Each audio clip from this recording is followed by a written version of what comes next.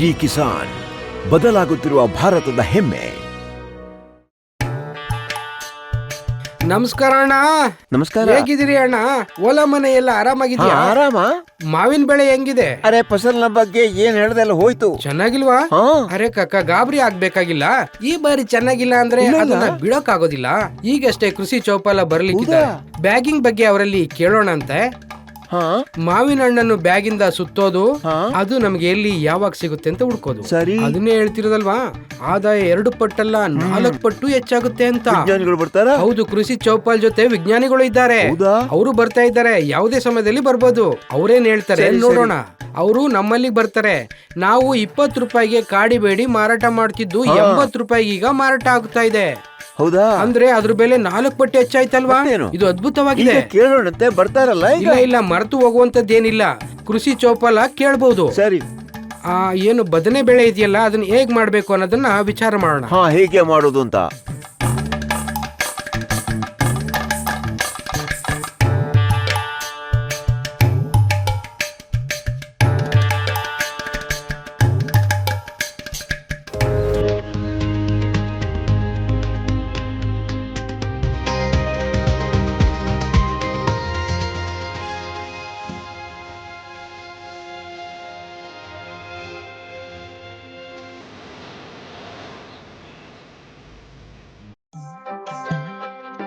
ಸುಮಾರು 50 ವರ್ಷ.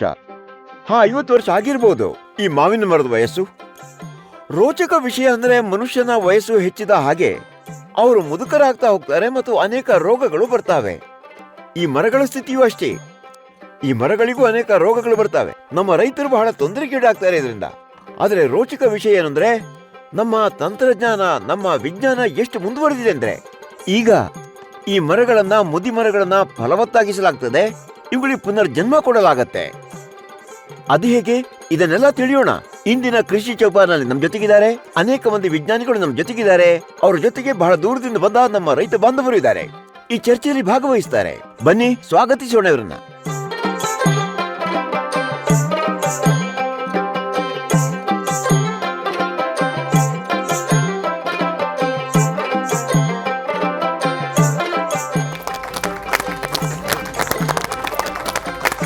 ಪ್ರಾರಂಭವಾಗಿದೆ ಕೃಷಿ ಚೌಪಾಲ್. ವಿಜ್ಞಾನದಿಂದ ರೈತ. ಒಂದೆಡೆ ಮಣ್ಣಿನ ಪರಿಮಳ ಇದೆ, ವಿಜ್ಞಾನದ ಬೆಳಕು ಇದೆ. ಇಂದು ನಾವೆಲ್ಲಿ ಕುಳಿತಿದ್ದೇವೆಯೋ ಈ ಜಾಗದ ಬಗ್ಗೆ ಏನ್ ಹೇಳಲಾಗತ್ತೆ ಅಂದ್ರೆ, ಇಲ್ಲಿ ಮಾವಿನ ಹಣ್ಣು ಮರದಲ್ಲಿ ನೇತಾಡಿಕೊಂಡಲ್ಲ ತುಂಬಿಕೊಂಡಿರ್ತಾವೆ ಅಂತ. ಇಲ್ಲಿ ಮಾವು ಕೇವಲ ಒಂದು ಫಲ ಅಲ್ಲ, ಬದಲಾಗಿ ಒಂದು ಪರಂಪರೆಯ ಗುರುತು. ಮತ್ತೀಗ ಈ ಪರಂಪರೆ ವಿಜ್ಞಾನದ ಜೊತೆಗೆ ಒಂದು ಹೊಸ ಎತ್ತರಕ್ಕೆ ಏರಿದೆ. ಅದ್ ಹೇಗೆ ಮುಂದೆ ನಾವು ಹೇಳ್ತೇವೆ. ಎಲ್ಲ ಮಾತಾಡೋಣ. ವೈಜ್ಞಾನಿಕ ದೃಷ್ಟಿಕೋನದಿಂದ ನೋಡೋಣ. ರೈತರ ಪ್ರಶ್ನೆಗಳನ್ನ ಕೇಳೋಣ. ಅದಕ್ಕೆ ಉತ್ತರ ನಮ್ಮ ವಿಜ್ಞಾನಿಗಳಿಂದ ಕೇಳೋಣ. ಆದ್ರೆ ಅದಕ್ಕೂ ಮೊದಲು ಮಾವಿನ ಕುರಿತು ಒಂದು ಸಾಧಾರಣ ಮಾತು, ಒಂದು ರಿಪೋರ್ಟ್ ತೋರಿಸ್ತೇವೆ.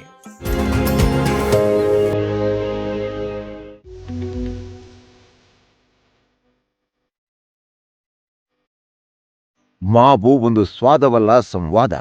ಪೀಳಿಗೆಗಳನ್ನ ಜೋಡಿಸುತ್ತದೆ. ರೈತ ಮತ್ತು ಮಣ್ಣಿನ ನಡುವಿನ ಸಂಬಂಧವನ್ನು ಬಲಪಡಿಸುತ್ತದೆ. ಪ್ರಕೃತಿಯನ್ನ ಪರಂಪರೆಯ ಜೊತೆ ಬೆಸೆಯುತ್ತದೆ. ಮಾವಿನ ಹಣ್ಣು ತಿಂದು ನೀವು ಸವಿಯನ್ನುಣ್ಣುವುದು ಮಾತ್ರವಲ್ಲ, ಅದರ ಹನಿ ಹನಿಯ ಹಿಂದಿನ ಬೆವರು, ಪರಿಶ್ರಮವನ್ನು ಕೂಡ ನೀವು ಅನುಭವಿಸುತ್ತೀರಿ. ಈ ಮಾವಿನ ಹಣ್ಣು ರುಚಿಯಲ್ಲಿ ಎಷ್ಟು ಸಿಹಿಯಾಗಿದೆಯೋ ಗುರುತಿನಲ್ಲಿ ಅಷ್ಟೇ ಎತ್ತರ. ಏಕೆಂದರೆ ಇದು ಕೇವಲ ಫಲವಲ್ಲ, ನಮ್ಮ ಮಣ್ಣಿನ ಪ್ರೇಮ ಪತ್ರ. ಭಾರತದಲ್ಲಿ ಮಾವು ಒಂದು ಪ್ರಮುಖ ಬೆಳೆ. ನಮ್ಮ ದೇಶದಲ್ಲಿ ಭಾರೀ ಪ್ರಮಾಣದಲ್ಲಿ ಇದನ್ನು ಬೆಳೆಯಲಾಗುತ್ತದೆ.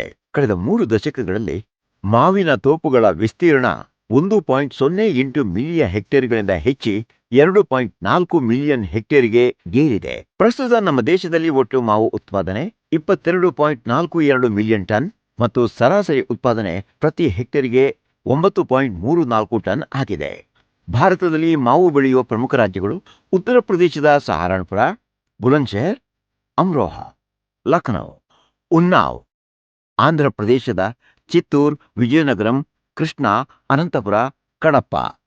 ತೆಲಂಗಾಣದ ಮೆಹಬೂಬ್ ನಗರ್, ಕರೀಂನಗರ್, ಖಮ್ಮಂ, ವಾರಂಗಲ್, ಆದಿಲಾಬಾದ್. ಕರ್ನಾಟಕದ ಕೋಲಾರ, ರಾಮನಗರ, ತುಮಕೂರು, ಚಿಕ್ಕಬಳ್ಳಾಪುರ ಮತ್ತು ಬಿಹಾರದ ದರ್ಭಂಗ, ಸಮಸ್ತಿಪುರ, ಮುಜಫರ್ಪುರ್, ಪೂರ್ವ ಚಂಪಾರಣ್ಯ, ವೈಶಾಲಿ ಇವೆಲ್ಲ ಮಾವಿನ ಹಣ್ಣನ್ನು ಹೆಚ್ಚಾಗಿ ಬೆಳೆಯುವಂತಹ ಪ್ರದೇಶಗಳು. ದೇಶದಲ್ಲಿ ಅತ್ಯಂತ ಹೆಚ್ಚು ಅಂದರೆ ಉತ್ತರ ಪ್ರದೇಶದಲ್ಲಿ 26% ಮಾವಿನ ಹಣ್ಣು ಬೆಳೆಯಲಾಗುತ್ತದೆ. ಇಲ್ಲಿನ ಉತ್ಪಾದಕತೆ ಪ್ರತಿ ಹೆಕ್ಟೇರಿಗೆ 18 ಟನ್. ದೇಶದಲ್ಲಿ ಭಾರತ ಭಾರಿ ಪ್ರಮಾಣದಲ್ಲಿ ಮಾವಿನ ಹಣ್ಣನ್ನ ರಫ್ತು ಮಾಡುತ್ತದೆ. 23-24ರಲ್ಲಿ 60,900 ಟನ್ ಅನ್ನು ರಫ್ತು ಮಾಡಲಾಗಿದ್ದು ಇದರ ಬೆಲೆ 624.3 ಕೋಟಿ ರೂಪಾಯಿ ಆಗಿತ್ತು. 2030ರೊಳಗೆ 1,06,515 ಟನ್, 2040ಕ್ಕೆ 1,50,618 ಟನ್ ಮತ್ತು 2050ಕ್ಕೆ 1,94,722 ಟನ್ ಆಗಬೇಕೆಂಬ ನಿರೀಕ್ಷೆ ಇದೆ. ಭವಿಷ್ಯದ ಬೇಡಿಕೆಯನ್ನು ಪೂರೈಸಲು 2047ರ ವೇಳೆಗೆ 91.92 ಮಿಲಿಯನ್ ಟನ್ನ ಅಗತ್ಯ ಇದೆ. ಹಾಗಾಗಿ ಹೊಲದಿಂದ ಕಟಾವಿನ ತನಕ ಒಳ್ಳೆಯ ಕೃಷಿ ಅಭ್ಯಾಸಗಳನ್ನು ರೂಢಿಸಿಕೊಳ್ಳಬೇಕಾದ್ದು ಅಗತ್ಯ. ಉತ್ಪಾದಕತೆ ಮತ್ತು ಹಣ್ಣಿನ ಗುಣಮಟ್ಟ ಚೆನ್ನಾಗಿರಬೇಕು, ಅದು ಕೂಡ ಬದಲಾಗುತ್ತಿರುವಂತಹ ಹವಾಮಾನದ ಹಿನ್ನೆಲೆಯಲ್ಲಿ. ಮಾವಿನ ಹಣ್ಣುಗಳ ರಾಜ ಮಾತ್ರ ಅಲ್ಲ, ಅದು ಪ್ರಕೃತಿಯ ವರದಾನ. 2009ರಲ್ಲಿ ಮಲಿಯಾಬಾದ್ಗೆ ಒಂದು ಐತಿಹಾಸಿಕ ಕ್ಷಣವಾಗಿತ್ತು. ದಶೇರಿ ಮಾವಿನ ಹಣ್ಣಿಗೆ ಸಿಕ್ಕಿತು ಜಿಯೋಗ್ರಾಫಿಕಲ್ ಇಂಡಿಕೇಶನ್ ಅಂದರೆ GI ಟ್ಯಾಗ್. ಇದೊಂದು ವಿಶೇಷ ಗೌರವವಾಗಿತ್ತು. ದಶೇರಿ ಮಾವಿನ ಹಣ್ಣು ಮಲಿಯಾಬಾದ್ನ ಮಣ್ಣಿನಲ್ಲಿ ಮಾತ್ರ ತನ್ನ ಸ್ವಂತ ರುಚಿಯನ್ನ ಕಾಯ್ದುಕೊಳ್ಳಬಹುದು ಎಂಬ ಕಾನೂನು ರೀತಿಯ ಮೊಹರು ಇದಾಗಿತ್ತು. ಬನಾರಸ್ನ ಸೀರೆಯಂತೆ, ಕಾಶ್ಮೀರದ ಕೇಸರಿಯಂತೆ, ದರ್ಭಂಗದ ಮಖನಿಯಂತೆ ಮಲಿಯಾಬಾದ್ನ ದಶೇರಿ ಮಾವಿನ ಹಣ್ಣು ಅದ್ವಿತೀಯವಾಗಿದೆ, ಅಪೂರ್ವವಾಗಿದೆ. ಈ ಟ್ಯಾಗ್ ಏನಿದೆಯಲ್ಲ, ಇದು ಕೇವಲ ಮಾವಿನ ಹಣ್ಣಿನ ಗುರುತು ಮಾತ್ರವಲ್ಲ, ಬದಲಾಗಿ ಈ ಪ್ರದೇಶದಲ್ಲಿ ವಾಸ ಮಾಡುವಂತಹ ಲಕ್ಷಾಂತರ ರೈತರ ಆತ್ಮಸಮ್ಮಾನ. ಅವರ ಪರಿಶ್ರಮದ ಬೆವರು ಮಣ್ಣಿಗೆ ತಾಗಿದ ಪ್ರತಿಫಲ ಇದು. ಈಗ ಈ ರಿಪೋರ್ಟ್ ಅನ್ನ ನೀವು ನೋಡಿದಿರಿ. ಬಹಳ ವಿಶಿಷ್ಟವಾದಂತಹ ವಿಷಯ ನಮ್ಮ ಮುಂದಿದೆ. ಮಾವಿನ ಹಣ್ಣು, ಈ ಫಲ ಏನಿದೆ, ಈಗ ಅದಕ್ಕೊಂದು ಅಸ್ತಿತ್ವ ಬಂದಿದೆ. ಜಗತ್ತಿನಲ್ಲಿ ಅದಕ್ಕೆ ಮಾನ್ಯತೆ ಸಿಗ್ತಾ ಇದೆ. ಅಚ್ಚರಿಯ ವಿಷಯ ಅಲ್ವಾ? ಸರಿ, ಇನ್ನು ಅನೇಕ ಅಚ್ಚರಿ ಮೂಡಿಸುವಂತಹ ವಿಷಯಗಳು ಕೃಷಿ ಚೌಪಾಲ್ನಲ್ಲಿ ಸಿಗಲಿದೆ. ಈಗ ನಾವು ಮುಂದುವರಿಯುತ್ತಾ, ಇಲ್ಲಿ ಈಗ ಬಂದಿದ್ದಾರಲ್ಲ ನಮ್ಮ ವಿಶಿಷ್ಟ ಅತಿಥಿಗಳೆಲ್ಲ, ಅವರಿಗೆ ನಿಮ್ಮನ್ನ ಪರಿಚಯಿಸ್ತೀನಿ. ನಮ್ ಜೊತೆಗಿದ್ದಾರೆ ಟಿ ದಾಮೋದರನ್ ಅವರು. ಇವರು ICAR ನ ಕೇಂದ್ರೀಯ ತೋಟಗಾರಿಕೆ ಇಲಾಖೆಯ ಡೈರೆಕ್ಟರ್. ಇವರು ಸ್ವಾಗತ ಸರ್ ನಿಮ್ಗೆ. ನನ್ನ ಜೊತೆಗಿದ್ದಾರೆ ಡಾಕ್ಟರ್ PC ತ್ರಿಪಾಠಿ ಅವರು, ICAR ನಲ್ಲಿ ಪ್ರಿನ್ಸಿಪಲ್ ಸೈಂಟಿಸ್ಟ್ ಇವರು. ಸರ್, ತಮಗೂ ಸ್ವಾಗತ. ಮತ್ತೆ ಅನೇಕ ಮಂದಿ ದೂರದಿಂದ ಬಂದ ಅನೇಕ ರೈತ ಬಾಂಧವರಿದ್ದಾರೆ, ಈ ಚೌಪಾಲ್ನ ಭಾಗವಾಗಿದ್ದಾರೆ. ತಮ್ಗೆಲ್ರಿಗೂ ತುಂಬಾ ಸ್ವಾಗತ. ನಿಮ್ಮ ಪ್ರಶ್ನೆಗಳನ್ನ ನಾವು ಕೇಳ್ತೀವಿ ನಮ್ಮ ಈ ವಿಜ್ಞಾನಿಗಳಲ್ಲಿ. ಅವರು ನಿಮ್ಮ ಪ್ರಶ್ನೆಗಳಿಗೆ ಉತ್ತರಿಸ್ತಾರೆ. ಈಗ ಎಲ್ಲಕ್ಕೂ ಮೊದಲು ಡಾಕ್ಟರ್ ಸಾಹೇಬ್ರೆ, ನಿಮ್ಮಲ್ಲಿ ಪ್ರಶ್ನೆ. ನಾವು ಮಾವಿನ ಬಗ್ಗೆ ಈಗ ಮಾತಾಡಿದ್ವಿ.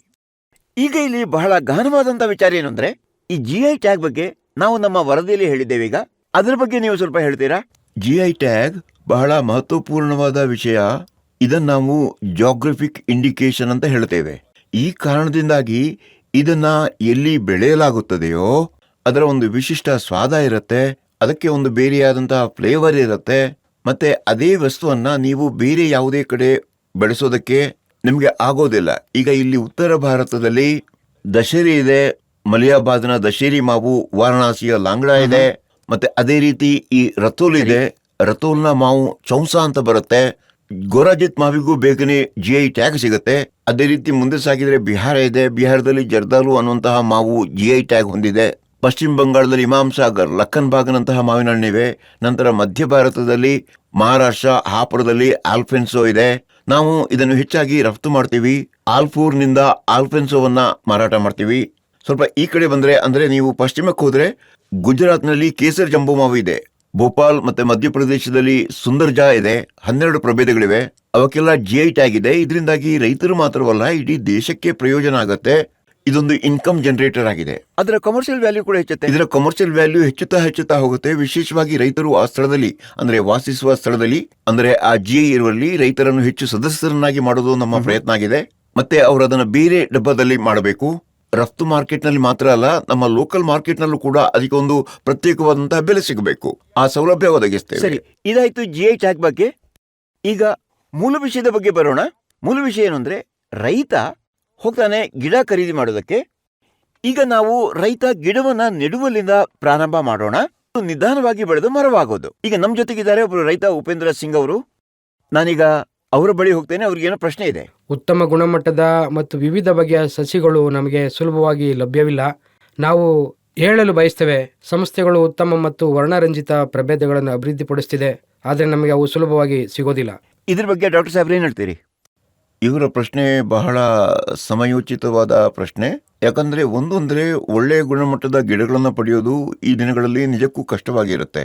ವಿಶೇಷವಾಗಿ ನರ್ಸರಿಗಳಿಂದ. ಅದಕ್ಕಾಗಿ ಭಾರತ ಸರ್ಕಾರ NHB ಅಂದರೆ ರಾಷ್ಟ್ರೀಯ ತೋಟಗಾರಿಕಾ ಮಂಡಳಿಯ ಮೂಲಕ ಕೃಷಿ ಚೌಪಾಲ್ನಂತಹ ಅನೇಕ ಕಾರ್ಯಕ್ರಮಗಳನ್ನು ಪ್ರಾರಂಭಿಸಿದೆ. ನರ್ಸರಿಗಳಿಗೆ ಮಾನ್ಯತೆ ನೀಡ್ತಾರೆ. ಹಾಗಾಗಿ ರೈತರು ಅಲ್ಲಿ ಇಲ್ಲಿ ಅಲೆದಾಡಬೇಕಾಗಿಲ್ಲ. ರೈತರು ತಾವು ಸಸ್ಯಗಳನ್ನು ಖರೀದಿಸಲು ಬಯಸುವ ನರ್ಸರಿಯಲ್ಲಿ NHB ರೇಟಿಂಗ್ ಇದೆಯಾ ಇಲ್ವಾ ಅಂತ ನೋಡ್ಕೋಬೇಕು. ಆ ಗಿಡಗಳಿಗೆ ಏನ್ ರೇಟಿಂಗ್ ಇದೆ ಅಂತ ನೋಡಬೇಕು. ನಾವು ಏನನ್ನಾದರೂ ಖರೀದಿಸುವ ಮೊದಲು ಅಮೆಜಾನ್ನಲ್ಲಿ ರೇಟಿಂಗ್ಗಳನ್ನ ಪರಿಶೀಲಿಸುವ ಹಾಗೆ ಅದೇ ರೀತಿ ಸಸ್ಯಗಳು ಕೂಡ ರೇಟಿಂಗ್ ಹೊಂದಿದೆ. ಒಂದು ನರ್ಸರಿ 3 ಅಥವಾ ಹೆಚ್ಚಿನ ರೇಟಿಂಗ್ ಪಡೆದ್ರೆ ಅದು ಒಳ್ಳೆಯ ನರ್ಸರಿ, ಶುದ್ಧ ಸಸ್ಯ ಅಂತ ಲೆಕ್ಕ. ಇದು ಎಲ್ಲೆಲ್ಲಿ ಸಿಗ್ಬೋದು ಅಂದ್ರೆ ನಮ್ಮ ಸಂಸ್ಥೆಯಿಂದ ತಗೋಬಹುದು. ಈಗ ನಮ್ಮ ಸಂಸ್ಥೆ ಕೂಡ ಅನೇಕ ವರ್ಷಗಳಲ್ಲಿ ಇದನ್ನ ಒದಗಿಸ್ತಾ ಬಂದಿದೆ. ನಾವು ಸಾರ್ವಜನಿಕ ಖಾಸಗಿ ಸಹಭಾಗಿತ್ವದಲ್ಲಿ ಕೆಲಸ ಮಾಡೋದಕ್ಕೆ ಪ್ರಾರಂಭಿಸಿದ್ದೇವೆ. ಉತ್ತಮ ಸಸಿಗಳನ್ನು ಒದಗಿಸೋದಕ್ಕೆ ಅನೇಕ ನರ್ಸರಿಗಳ ಜೊತೆ ಒಪ್ಪಂದಕ್ಕೆ ಸಹಿ ಹಾಕಿದ್ದೇವೆ. ಒಳ್ಳೆಯ ಸಸಿಗಳ ಪೂರೈಕೆಯನ್ನು ನಾವು ಮಾಡೋದಕ್ಕೆ ಬೇಕಾಗಿ ನಾವು ಪಬ್ಲಿಕ್ ಪ್ರೈವೇಟ್ ಪಾರ್ಟ್ನರ್ಶಿಪ್ ನಲ್ಲಿ ಈಗ ಕೆಲಸ ಮಾಡೋದಕ್ಕೆ ಪ್ರಾರಂಭ ಮಾಡಿದ್ದೇವೆ. ಅನೇಕ ನರ್ಸರಿಗಳ ಜೊತೆ ಈಗ ಒಂದು ಒಪ್ಪಂದ ಮಾಡಿಕೊಂಡು ಗಿಡಗಳನ್ನ ಈಗ ಒದಗಿಸ್ತಾ ಇದ್ದೇವೆ. ಈಗ ಅವರ ಪ್ರಶ್ನೆ ಇನ್ನೊಂದು ಅಂಶ ಏನು ಅಂತಂದ್ರೆ, ಈಗ ಹೊಸ ತಳಿಯ ಅಂದರೆ ಬಣ್ಣದ ಮಾದರಿಯ ಪ್ರಜಾತಿಗಳು ಎಲ್ಲಿ ಸಿಗ್ತವೆ ಅಂತ. ಈಗ ಬಣ್ಣದ ಮಾದರಿಗಳಲ್ಲಿ 4 ಮಾದರಿ ಹೊರ ಬಂದಿವೆ. ಈ 4 ಬಣ್ಣದ ಪ್ರಭೇದಗಳನ್ನ ನಾವು ಅಭಿವೃದ್ಧಿಪಡಿಸಿದ್ದೇವೆ. ಈ ಬಣ್ಣದ ಪ್ರಭೇದಗಳನ್ನ ನಾವು ಮೊದಲು ನಮ್ಮ ಸಂಸ್ಥೆಯಿಂದ ಮಾತ್ರ ವಿತರಣೆ ಮಾಡ್ತಿದ್ವಿ. ಈಗ ಇದನ್ನ ಹೆಚ್ಚಿಸೋದಕ್ಕೆ ನಾವು ಒಳ್ಳೆಯ ನರ್ಸರಿಗಳ ಜೊತೆ MOU ಮಾಡಿಕೊಂಡು ಒಪ್ಪಂದ ಮಾಡ್ಕೊಂಡಿದ್ದೀವಿ. ಉದಾಹರಣೆಗೆ ಜೈನ್ ಅಂತ ಆಯ್ದ ನರ್ಸರಿಗಳು, ಛತ್ತೀಸ್ಗಢದಲ್ಲಿ ಇನ್ನೊಂದು ನರ್ಸರಿ ಇದೆ, ಬಣ್ಣದ ಪ್ರಭೇದಗಳ ಫೈಲ್ಸ್ ಇವೆ, ಮತ್ತೆ ಇದರ ಬೆಲೆ ಕೂಡ ಬಹಳ ಚೆನ್ನಾಗಿ ಸಿಗುತ್ತೆ. ಈಗ ನನ್ನ ಮುಂದಿನ ಪ್ರಶ್ನೆ ಡಾಕ್ಟರ್ PC ತ್ರಿಪಾಠಿ ನಿಮ್ಮಲ್ಲಿ. ಪ್ರಶ್ನೆ ಸ್ವಲ್ಪ ಇದಕ್ಕೆ ಸಂಬಂಧಪಟ್ಟಿದೆ ಡಾಕ್ಟರ್ ಸಾಹೇಬ್ ಹೇಳಿದಾಗೆ. ಅದಕ್ಕೆ ಈಗ ನಾನು ಇನ್ನೊಂದು ಪ್ರಶ್ನೆಯನ್ನ ಈಗ ಸ್ವಲ್ಪ ಸೇರಿಸ್ತಾ ಇದ್ದೇನೆ. ಯೋಜನೆಗಳ ಬಗ್ಗೆ ಸರ್ಕಾರದ ಇನ್ವಾಲ್ವ್ಮೆಂಟ್ ಅಂತ ಏನಿದೆ, ನಾವು ಉತ್ಪಾದಕತೆಯನ್ನ ಮತ್ತು ಒಳ್ಳೆಯ ಕ್ವಾಲಿಟಿಯನ್ನು ತರುವಂತಹ ಗಿಡಗಳನ್ನ ನಾವು ಹೇಗೆ ಸಿಲೆಕ್ಟ್ ಮಾಡೋದು ಮತ್ತು ಅದನ್ನ ರೈತರಿಗೆ ತಲುಪಿಸೋದು ಹೇಗೆ ಅಂತ ನೋಡಿ. ವೈರಸ್ಗಳಿಂದ ಉಂಟಾಗುವ ರೋಗಗಳು ಮರಗಳಲ್ಲಿ ದೊಡ್ಡ ಸಮಸ್ಯೆಯಾಗಿದೆ. ಅವು ಹಣ್ಣುಗಳ ಪ್ರಮಾಣ ಮತ್ತು ಗುಣಮಟ್ಟ ಎರಡನ್ನ ಕಡಿಮೆ ಮಾಡ್ತವೆ. ರೈತರು 10-30% ಉತ್ಪಾದನೆಯನ್ನ ಕಳೆದುಕೊಳ್ಳಬಹುದು. ಆದರೆ ಪ್ರಸ್ತುತ ತಂತ್ರಗಳು ಮತ್ತು ನೀತಿಗಳು ಸಾಕಾಗೋದಿಲ್ಲ. ನಾವು ಇನ್ನು ಸಾಕಷ್ಟು ರೋಗಮುಕ್ತ ಗುಣಮಟ್ಟದ ಸಸ್ಯಗಳನ್ನು ಒದಗಿಸಲು ಸಾಧ್ಯವಾಗ್ತಾ ಇಲ್ಲ. ಇದರಿಂದ ಭಾರತ ಸರ್ಕಾರವು 2022-23ರಲ್ಲಿ 2200 ಕೋಟಿ ರೂಪಾಯಿಗಳ ಬಜೆಟ್ ನಿಬಂಧನೆಯನ್ನು ಮಾಡಿದೆ. ಇದರ ಅನುಸಾರವಾಗಿ ಇದರಿಂದ ದೇಶದಲ್ಲಿ ಹೊಸ ರೀತಿಯಲ್ಲಿ ಸಸಿಗಳನ್ನು ರೂಪಿಸಲು ಅವಕಾಶವನ್ನು ಮಾಡಿಕೊಟ್ಟಿದೆ. ಇದರ ಅನುಸಾರವಾಗಿ ಭಾರತ ಸರ್ಕಾರದ ಕೃಷಿ ಮಂತ್ರಾಲಯ, ರಾಷ್ಟ್ರೀಯ ಕೃಷಿ ಸಂಧಾನ, ರಾಷ್ಟ್ರೀಯ ಬಾಗವಾನಿ ಬೋರ್ಡ್ ಒಂದು ಸಂಯುಕ್ತ ಕಾರ್ಯಕ್ರಮವನ್ನು ನಡೆಸ್ತಾ ಇದೆ. ಇದರ ಹೆಸರು ಆತ್ಮನಿರ್ಭರ ಸ್ವಚ್ಛ ಮತ್ತೆ ಪರಿಯೋಜನೆ ವಿಕಸಿತ್ ಕ್ಲೀನ್ ಪ್ಲಾನ್ ಯೋಜನೆ, CPP.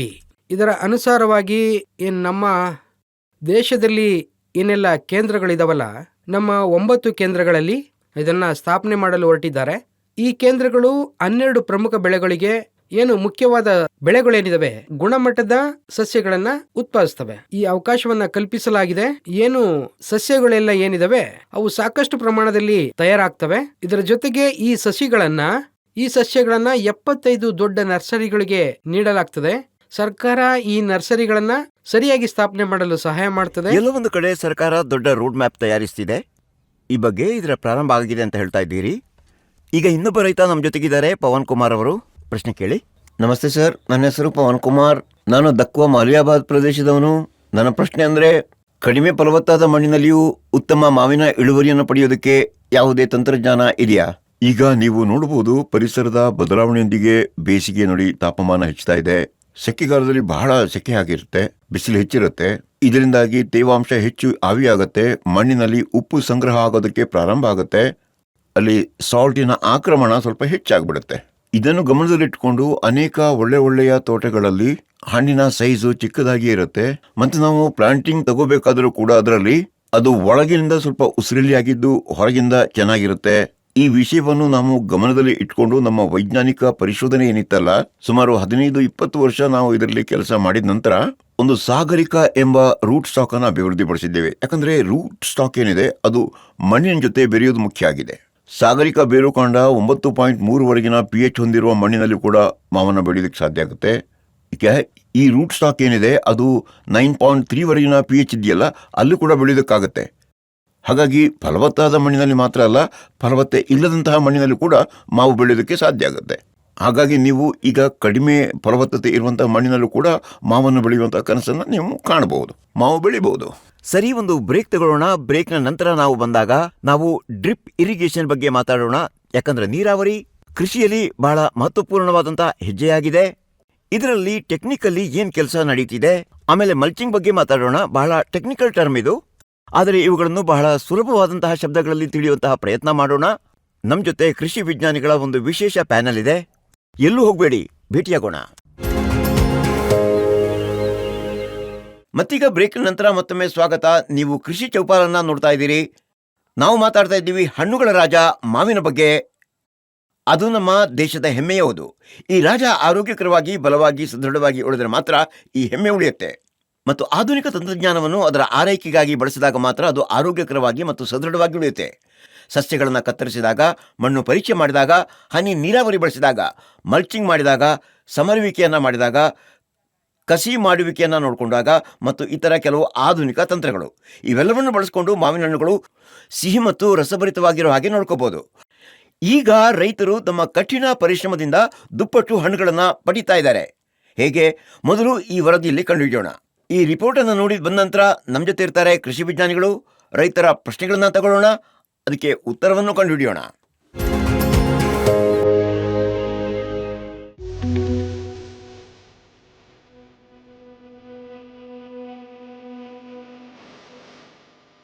ಮಾವಿನ ಹಣ್ಣು ಉಷ್ಣವಲಯ ಮತ್ತು ಉಪೋಷ್ಣ ವಲಯದ ಹವಾಮಾನದಲ್ಲಿ ಹೆಚ್ಚಾಗಿ ಬೆಳೆಯುತ್ತದೆ. ಸಮುದ್ರ ಮಟ್ಟದಿಂದ 600 ಮೀಟರ್ ಎತ್ತರ ಇದಕ್ಕೆ ಉತ್ತಮ ಎಂದು ಪರಿಗಣಿಸಲಾಗಿದೆ. ಮಾವಿನ ಉತ್ತಮ ಬೆಳವಣಿಗೆಗೆ 21ರಿಂದ 27 ಡಿಗ್ರಿ ಸೆಲ್ಸಿಯಸ್ ತಾಪಮಾನ ಸೂಕ್ತ ಎಂದು ಪರಿಗಣಿಸಲಾಗಿದೆ.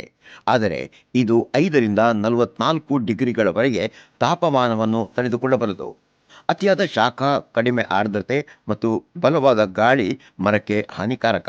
ಮಳೆ ಬಗ್ಗೆ ಮಾತನಾಡಿದರೆ ವರ್ಷಕ್ಕೆ 75ರಿಂದ 375 ಸೆಂಟಿಮೀಟರ್ ಮಳೆ ಮಾವಿನ ಕೃಷಿಗೆ ಸೂಕ್ತ. ಮಳೆ ಬಹಳ ಕಡಿಮೆ ಇರುವ ಪ್ರದೇಶಗಳಲ್ಲಿ ನೀರಾವರಿ ಅಗತ್ಯ. ತೋಟದಲ್ಲಿ ಹೆಚ್ಚುವರಿ ತೇವಾಂಶವು ಶಿಲೀಂಧ್ರ ರೋಗಗಳಿಗೆ ಕಾರಣವಾಗುತ್ತೆ ಮತ್ತು ರುಚಿ ಹಾಗೂ ಶೇಖರಣಾ ಸಾಮರ್ಥ್ಯ ಕಡಿಮೆಯಾಗುತ್ತೆ. ಆದ್ದರಿಂದ ಮಾವಿನ ತೋಟಕ್ಕೆ ಸರಿಯಾದ ಸ್ಥಳವನ್ನು ಆಯ್ಕೆ ಮಾಡುವುದು ಅತಿ ಅಗತ್ಯವಾಗಿರುತ್ತದೆ. ಮಾವಿನ ಕೃಷಿಗೆ ಮಣ್ಣಿನ ಆಳ 130 ಸೆಂಟಿಮೀಟರ್ ಅಥವಾ ಅದಕ್ಕಿಂತ ಹೆಚ್ಚು ಇರುವ ಸ್ಥಳವನ್ನು ಆಯ್ಕೆ ಮಾಡಬೇಕು. ಮಣ್ಣು ತಟಸ್ಥವಾಗಿರಬೇಕು, ಅಂದರೆ 6ರಿಂದ 7.5. ಮಣ್ಣಿನಲ್ಲಿ ಹೆಚ್ಚಿನ ಸೋಡಿಯಂ ಮತ್ತು ಕ್ಯಾಲ್ಸಿಯಂ ಅಂಶ ಇರಬಾರ್ದು ಮತ್ತು ಮಣ್ಣಿನಲ್ಲಿ ಸಾವಯವ ಪದಾರ್ಥ 0.5% ಆಗಿರಬೇಕು. ಮಾವಿನ ಕೃಷಿಗೆ ಎಂತಹ ಸ್ಥಳವನ್ನು ಆಯ್ಕೆ ಮಾಡಬೇಕು ಎಂದರೆ, ತೋಟದ ಸ್ಥಳವು ಹೀಗಿರಬೇಕು: ಮಾಲಿನ್ಯ ಮತ್ತು ಕೀಟನಾಶಕಗಳನ್ನು ತಪ್ಪಿಸಲು ಕೈಗಾರಿಕೆಗಳಿಂದ ಅದು ದೂರದಲ್ಲಿರಬೇಕು. GPS ಗುರುತಿಸಲಾದ ಸ್ಥಳವನ್ನು ಹೊಂದಿರುವುದು ಪತ್ತೆ ಹಚ್ಚುವಿಕೆಯನ್ನು ಖಚಿತಪಡಿಸುತ್ತದೆ. ಇದು ಉತ್ಪನ್ನವನ್ನು ನಂತರ ಗುರುತಿಸಲು ಸುಲಭಗೊಳಿಸುತ್ತದೆ. ಮಾವಿನ ಸಸ್ಯಗಳನ್ನು ನೆಡಲು ಭೂಮಿಯನ್ನು ನಿರ್ದಿಷ್ಟ ರೀತಿಯಲ್ಲಿ ಅಗೆಯಲಾಗುತ್ತದೆ. ಇದರಿಂದ ಸಸ್ಯಕ್ಕೆ ಸಾಕಷ್ಟು ಸೂರ್ಯನ ಬೆಳಕು, ಗಾಳಿ ಮತ್ತು ಪೋಷಕಾಂಶಗಳು ಸಿಗುತ್ತವೆ. ನೆಲವನ್ನು ಸಿದ್ಧಪಡಿಸುವ ಮೊದಲು ಮಣ್ಣನ್ನು ಆಳವಾಗಿ ಉಳುಮೆ ಮಾಡಿ ಅದನ್ನು ಸಮತಟ್ಟು ಮಾಡಬೇಕು. ಬೇಸಿಗೆಯಲ್ಲಿ 1 ಮೀಟರ್ ಆಳದ ಹೊಂಡಗಳನ್ನು ಅಗೆದು 2ರಿಂದ 4 ವಾರಗಳ ತನಕ ಅದನ್ನು ತೆರೆದ ಬಿಸಿಲಿನಲ್ಲಿ ಬಿಡಲಾಗುತ್ತೆ. ಚೆನ್ನಾಗಿ ಕೊಳೆತ ಗೊಬ್ಬರ, ಸೂಪರ್ ಫಾಸ್ಫೇಟ್ ಮತ್ತು ಮ್ಯೂರೇಟ್ ಆಫ್ ಪೊಟ್ಯಾಷ್ ಸೇರಿಸಿ ತುಂಬಬೇಕು. ಗೆದ್ದಲಿನ ಸಮಸ್ಯೆಯನ್ನು ದೂರ ಮಾಡುವುದಕ್ಕಾಗಿ ಮಣ್ಣಿಗೆ ಕ್ಲೋರೋಪೈರಿಫಾಸ್ನಿಂದ ಸಿಂಪಡಣೆ ಮಾಡಿ. ಗಿಡಗಳನ್ನು ಕೇವಲ ವಿಶ್ವಾಸಾರ್ಹ ಮೂಲಗಳಿಂದಲೇ ತನ್ನಿ. 1 ವರ್ಷ ಹಿಂದಿನ ಗ್ರಾಫ್ಟೆಡ್ ಗಿಡಗಳನ್ನೇ ನೆಡಿ. ಗ್ರಾಫ್ಟಿಂಗ್ನ ಭಾಗ ನೆಲದ ಮೇಲೆ ಇರುವಂತದ್ದು ಬಹಳ ಮುಖ್ಯವಾಗಿದೆ. ಗಿಡಗಳ 4 ಕಡೆ ಸಣ್ಣ ಹೊಂಡಗಳನ್ನು ಮಾಡಿ ನೀರಾವರಿ ಮಾಡಿ. ಮಾವಿನ ಬೇಸಾಯದಲ್ಲಿ ಮಣ್ಣಿನ ಪರೀಕ್ಷೆ ಮತ್ತು ಡ್ರಿಪ್ ಇರಿಗೇಷನ್ ಬಹಳ ಪರಿಣಾಮಕಾರಿ ಆಗಿದೆ. ಸರಿಯಾದ ಮಾವಿನ ಬೆಳೆ ಬೆಳೆಯುವುದಕ್ಕಾಗಿ ಸೂಕ್ತವಾದಂತಹ ಗೊಬ್ಬರ ಮತ್ತು ಗೊಬ್ಬರಗಳನ್ನು ಕೊಡಬೇಕಾದ್ದು ಬಹಳ ಅಗತ್ಯ. ಗಿಡಕ್ಕೆ 1 ವರ್ಷವಾಗಿದ್ದರೆ ಗೊಬ್ಬರ 10ರಿಂದ 15 kilo, nitrogen 100 gram, phosphorus 50 gram, potash 100 gram. ಗಿಡಕ್ಕೆ 5 ವರ್ಷವಾಗಿದ್ದರೆ ಗೊಬ್ಬರದ ಪ್ರಮಾಣ 30ರಿಂದ 40 kilo, nitrogen 500 gram, phosphorus 250 gram, potash 500 gram. ಹಣ್ಣು ಕೊಡುವಂತಹ ಗಿಡ ಅಂದರೆ 10 ವರ್ಷಕ್ಕಿಂತ ಮೇಲ್ಪಟ್ಟಿದ್ದರೆ ಗೊಬ್ಬರದ ಪ್ರಮಾಣ 50ರಿಂದ 60 kilo, nitrogen 1 kilo, phosphorus 500 gram, potash 1 kilo. ಮಳೆ ಬರುವ ಮೊದಲು ಗೊಬ್ಬರವನ್ನು ರಸಗೊಬ್ಬರಗಳ ಜೊತೆ ಕೊಡಬೇಕು. ಸೂಕ್ಷ್ಮ ಪೋಷಕ ತತ್ವಗಳು ಅಂದರೆ ಜಿಂಕ್, ಬೋರಾನ್ ಮತ್ತು ಐರನ್ನ ಪ್ರಮಾಣವು ಕೂಡ ಬಹಳ ಅಗತ್ಯವಾಗಿರುತ್ತೆ. ಎಲೆಗಳ ಮೇಲೆ ಸಿಂಪಡಿಸಿ. ಮಾವಿನ ತೋಟದಲ್ಲಿ ಯಾವಾಗಲೂ ಹಳೆಯ ಒಣಗಿದ ರೋಗಗ್ರಸ್ತ ಎಲೆಗಳು, ಗೆಲ್ಲುಗಳನ್ನು ಕಡಿದು ತೆಗೆದುಹಾಕಿ. ಪ್ರತಿ ವರ್ಷ ಸ್ವಲ್ಪ ಟ್ರಿಮ್ಮಿಂಗ್ ಗಿಡಗಳ ಆಕಾರವನ್ನು ಸಂತುಲಿತವಾಗಿರುತ್ತದೆ ಮತ್ತು ಹಣ್ಣುಗಳು ಕೂಡ ಚೆನ್ನಾಗಿರ್ತವೆ. ಹೈ ಡೆನ್ಸಿಟಿ ಪ್ಲಾಂಟೇಶನ್ನಲ್ಲಿ ಟ್ರಿಮ್ಮಿಂಗ್ ಇನ್ನೂ ಅಗತ್ಯ. ಏಕೆಂದರೆ ಬಿಸಿಲು ಒಣತನಕ ಬರಬೇಕು. ಗ್ರಾಫ್ಟಿಂಗ್ ಅಂದರೆ ಕಸಿ ಕಟ್ಟುವುದು. ಮಾವಿನ ತೋಟದಲ್ಲಿ ಇದು ಎಂತಹ ತಂತ್ರಜ್ಞಾನ ಎಂದರೆ ಉತ್ಪಾದನೆಯನ್ನು ಹೆಚ್ಚಿಸುತ್ತದೆ ಮಾತ್ರವಲ್ಲದೆ ಮಾವಿನ ಗುಣಮಟ್ಟವನ್ನು ಕೂಡ ಉತ್ತಮವಾಗಿಸುತ್ತದೆ.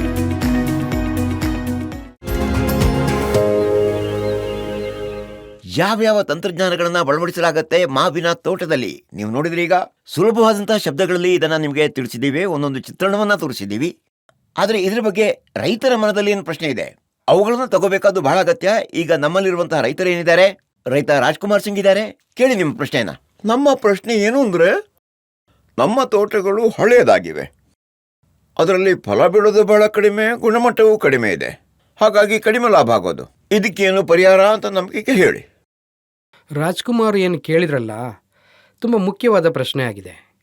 ಏಕೆಂದರೆ ನೀವು ನೋಡಿದರೆ ಹೆಚ್ಚಿನ ಮಾವಿನ ತೋಟಗಳು, ನಾವು ಉತ್ತರ ಪ್ರದೇಶದ ಬಗ್ಗೆ ಮಾತಾಡಿದರೆ ಸುಮಾರು 2,70,000 ಹೆಕ್ಟರ್ಗಳಲ್ಲಿ ಮಾವನ್ನು ಬೆಳೆಯಲಾಗ್ತಾ ಇದೆ. ಆದ್ದರಿಂದ ಸುಮಾರು 40-50% ತೋಟಗಳು ತುಂಬ ಹಳೇದಾಗಿದ್ದಾವೆ. ಅದು 40 ಅಥವಾ 50 ವರ್ಷಗಳ ಹಳೇದಾದಾಗ ಇದರ ಉತ್ಪಾದನೆ ಬಹುತೇಕ ಅರ್ಧಕ್ಕೆ ಕಡಿಮೆ ಆಗ್ತದೆ. ಇದರಿಂದ ಇದು ಆರ್ಥಿಕ ದೃಷ್ಟಿಕೋನದಿಂದ ನಮ್ಮ ರೈತರಿಗೆ ಹೆಚ್ಚು ಲಾಭದಾಯಕವಾಗಿಲ್ಲ. ನಮ್ಮ ಸಂಸ್ಥೆಯು ಎತ್ತರವನ್ನು ಕಡಿಮೆ ಮಾಡುವ ಪುನರ್ವನಗೊಳಿಸುವಿಕೆ ಮತ್ತು ಪುನರ್ವನಗೊಳಿಸುವಿಕೆ ತಂತ್ರವನ್ನು ಅಭಿವೃದ್ಧಿಪಡಿಸಿದೆ. ಅಂದರೆ ಬಹುತೇಕ ಅರ್ಧಕ್ಕೆ ಇಟ್ಕೊಳ್ಳಿ. ಅದರಲ್ಲಿ ಒಳಗೊಂಡಿರುವ ತಂತ್ರ ಅಂದರೆ ಯಾವಾಗ ಕತ್ತರಿಸಬೇಕು, ಕತ್ತರಿಸುವ ಸಮಯ ಎಷ್ಟು, ಅಕ್ಟೋಬರ್ ತಿಂಗಳಲ್ಲಿ ಅದನ್ನು ಕತ್ತರಿಸಬೇಕು, ಅದನ್ನು ಯಾವ ಎತ್ತರದಲ್ಲಿ ಕತ್ತರಿಸಬೇಕು, ಮತ್ತು ಕತ್ತರಿಸಿದ ನಂತರ ಯಾವ್ಯಾವ ವ್ಯವಸ್ಥೆಗಳನ್ನು ಮಾಡಬೇಕು, ಅದರಿಂದ ಅದರಲ್ಲಿ ಪೋಷಕಾಂಶಗಳನ್ನು ಉಳಿಸಿಕೊಳ್ಳಲಾಗ್ತದೆ. ಇದರಿಂದ ಉತ್ತಮ ವ್ಯವಸ್ಥೆ ಇರ್ತದೆ. ನೀರು, ಕೀಟ ನಿರ್ವಹಣೆ ಸರಿಯಾಗಿ ಮಾಡ್ಬೋದು. ಮತ್ತು ಇದರಿಂದ ನಾವು ಮಾವಿನ ಗಿಡದಿಂದ 2 ವರ್ಷದಲ್ಲಿ ಮಾತ್ರ ಇಳುವರಿಯನ್ನು ಪಡೆಯುವ ರೀತಿಯಲ್ಲಿ ಮಾವನ್ನು ಬೆಳೆಸಬೇಕು. ಅಂತಹ ತೋಟಗಳು ನಮ್ಮಲ್ಲಿಯೂ ಕೂಡ ಲಭ್ಯವಿದೆ. ಮತ್ತು ಈ ತಂತ್ರಜ್ಞಾನವನ್ನು ರೈತರವರೆಗೂ ನಾವು ಕೊಂಡೊಯ್ತಾ ಇದ್ದೀವಿ ಮತ್ತು ರೈತರು ಸಹ ಇದರ ಪ್ರಯೋಜನವನ್ನು ಪಡೆಯುತ್ತಿದ್ದಾರೆ. ಸರಿ ರಾಜ್ಕುಮಾರ್ ಅವರೇ, ಈಗ ನಿಮ್ಮ ಪ್ರಶ್ನೆಗೆ ಉತ್ತರ ಸಿಕ್ಕಿದೆ ಅಂತ ಭಾವಿಸ್ತೀನಿ. ಈಗ ನಿಮ್ಮ ಪ್ರಶ್ನೆಯಿಂದ ನನ್ನದು ಒಂದು ಪ್ರಶ್ನೆ ಬಂದಿದೆ, ಅದನ್ನು ನಾನೀಗ ಕೇಳ್ತಾ ಇದ್ದೀನಿ. ನಮ್ಮ ಜೊತೆ ಇದ್ದಾರೆ doctor Manish Mishra, principal scientist ಅವರು. ಸರ್, ಪ್ರಶ್ನೆ ಅಂದರೆ, ಉತ್ತಮ ಕೃಷಿ ಪದ್ಧತಿಗಳ ವಿಷಯಕ್ಕೆ ಬಂದಾಗ ಈ ಆದರ್ಶ ಕ್ರಿಯೆ ಅಂದರೆ ಏನು ಅನ್ನೋದ್ರ ಬಗ್ಗೆ ನಮಗೆ ಸ್ವಲ್ಪ ಹೇಳಿ. ಇದರಲ್ಲಿ ನಾನು ಬ್ಯಾಗಿಂಗ್ ರಫ್ತು ಬಗ್ಗೆ ಮತ್ತು ರೈತರ ದೃಷ್ಟಿಯಲ್ಲಿ ಅದರ ಪ್ರಾಮುಖ್ಯತೆಯನ್ನು ಸೇರಿಸೋದಕ್ಕೆ ಬಯಸ್ತೀನಿ. ಆದಾಯದಲ್ಲಿ ಪ್ರಾಮುಖ್ಯತೆ ಏನು, ಎಷ್ಟು ಪರಿಣಾಮ ಬೀರಿದೆ ಅಂತ. ಮೂಲತಃ ಇವು ಎಂತಹ ಕೃಷಿ ಕ್ರಿಯೆಗಳು ಅಂದರೆ, ತೋಟದಿಂದ ಮಾರುಕಟ್ಟೆಯವರೆಗೆ ಈ ಗುಣಮಟ್ಟದ ಉತ್ಪಾದನೆ ಮತ್ತು ಆಹಾರ ಭದ್ರತೆಯನ್ನು ಒತ್ತಿ ಹೇಳುವಂತಹ ಚಟುವಟಿಕೆಗಳು. ಈಗ ನಾವು ಗ್ಯಾಪ್ ಬಗ್ಗೆ ಮಾತನಾಡುವಾಗ ಅದರಲ್ಲಿ ಒಳಗೊಂಡಿರುವ ಎಲ್ಲ ಪ್ರಕ್ರಿಯೆಗಳು, ಅದು ನೀರಿನ ನಿರ್ವಹಣೆ, ಪೋಷಣೆ, ಆಹಾರ ನಿರ್ವಹಣೆ, ಕೀಟನಾಶಕಗಳ ಬಳಕೆ, ಕೊಯ್ಲು ಅಥವಾ ಕೊಯ್ಲಿನ ನಂತರದ ನಿರ್ವಹಣೆ ಆಗಿರ್ಬೋದು. ಈ ಎಲ್ಲ ಪ್ರಕ್ರಿಯೆಗಳಲ್ಲಿ ಉತ್ಪಾದನಾ ವೆಚ್ಚ ಕಡಿಮೆಯಾಗುವ ಮತ್ತು ಕೃಷಿ ಆದಾಯ ಹೆಚ್ಚಾಗುವ ರೀತಿಯಲ್ಲಿ ನಾವು ಚಟುವಟಿಕೆಗಳನ್ನು ಆಯೋಜಿಸ್ತೇವೆ. ಮತ್ತು ಫಾರ್ಮಿನ ಗೇಟ್ ಇನ್ಕಮ್ ಏನಿದೆ ಅದು ಹೆಚ್ಚಳ ಆಗುತ್ತೆ. ಬ್ಯಾಗಿಂಗ್ನ ಬಗ್ಗೆ ನೀವು ಎತ್ತಿದಂತಹ ಪ್ರಶ್ನೆ, ಇದು ಬಹಳ ಕ್ರಾಂತಿಕಾರಿ ತಂತ್ರಜ್ಞಾನ. ಗ್ಯಾಪ್ನ ಇದೊಂದು ಬಹಳ ಮಹತ್ವಪೂರ್ಣವಾದಂತಹ ಭಾಗ.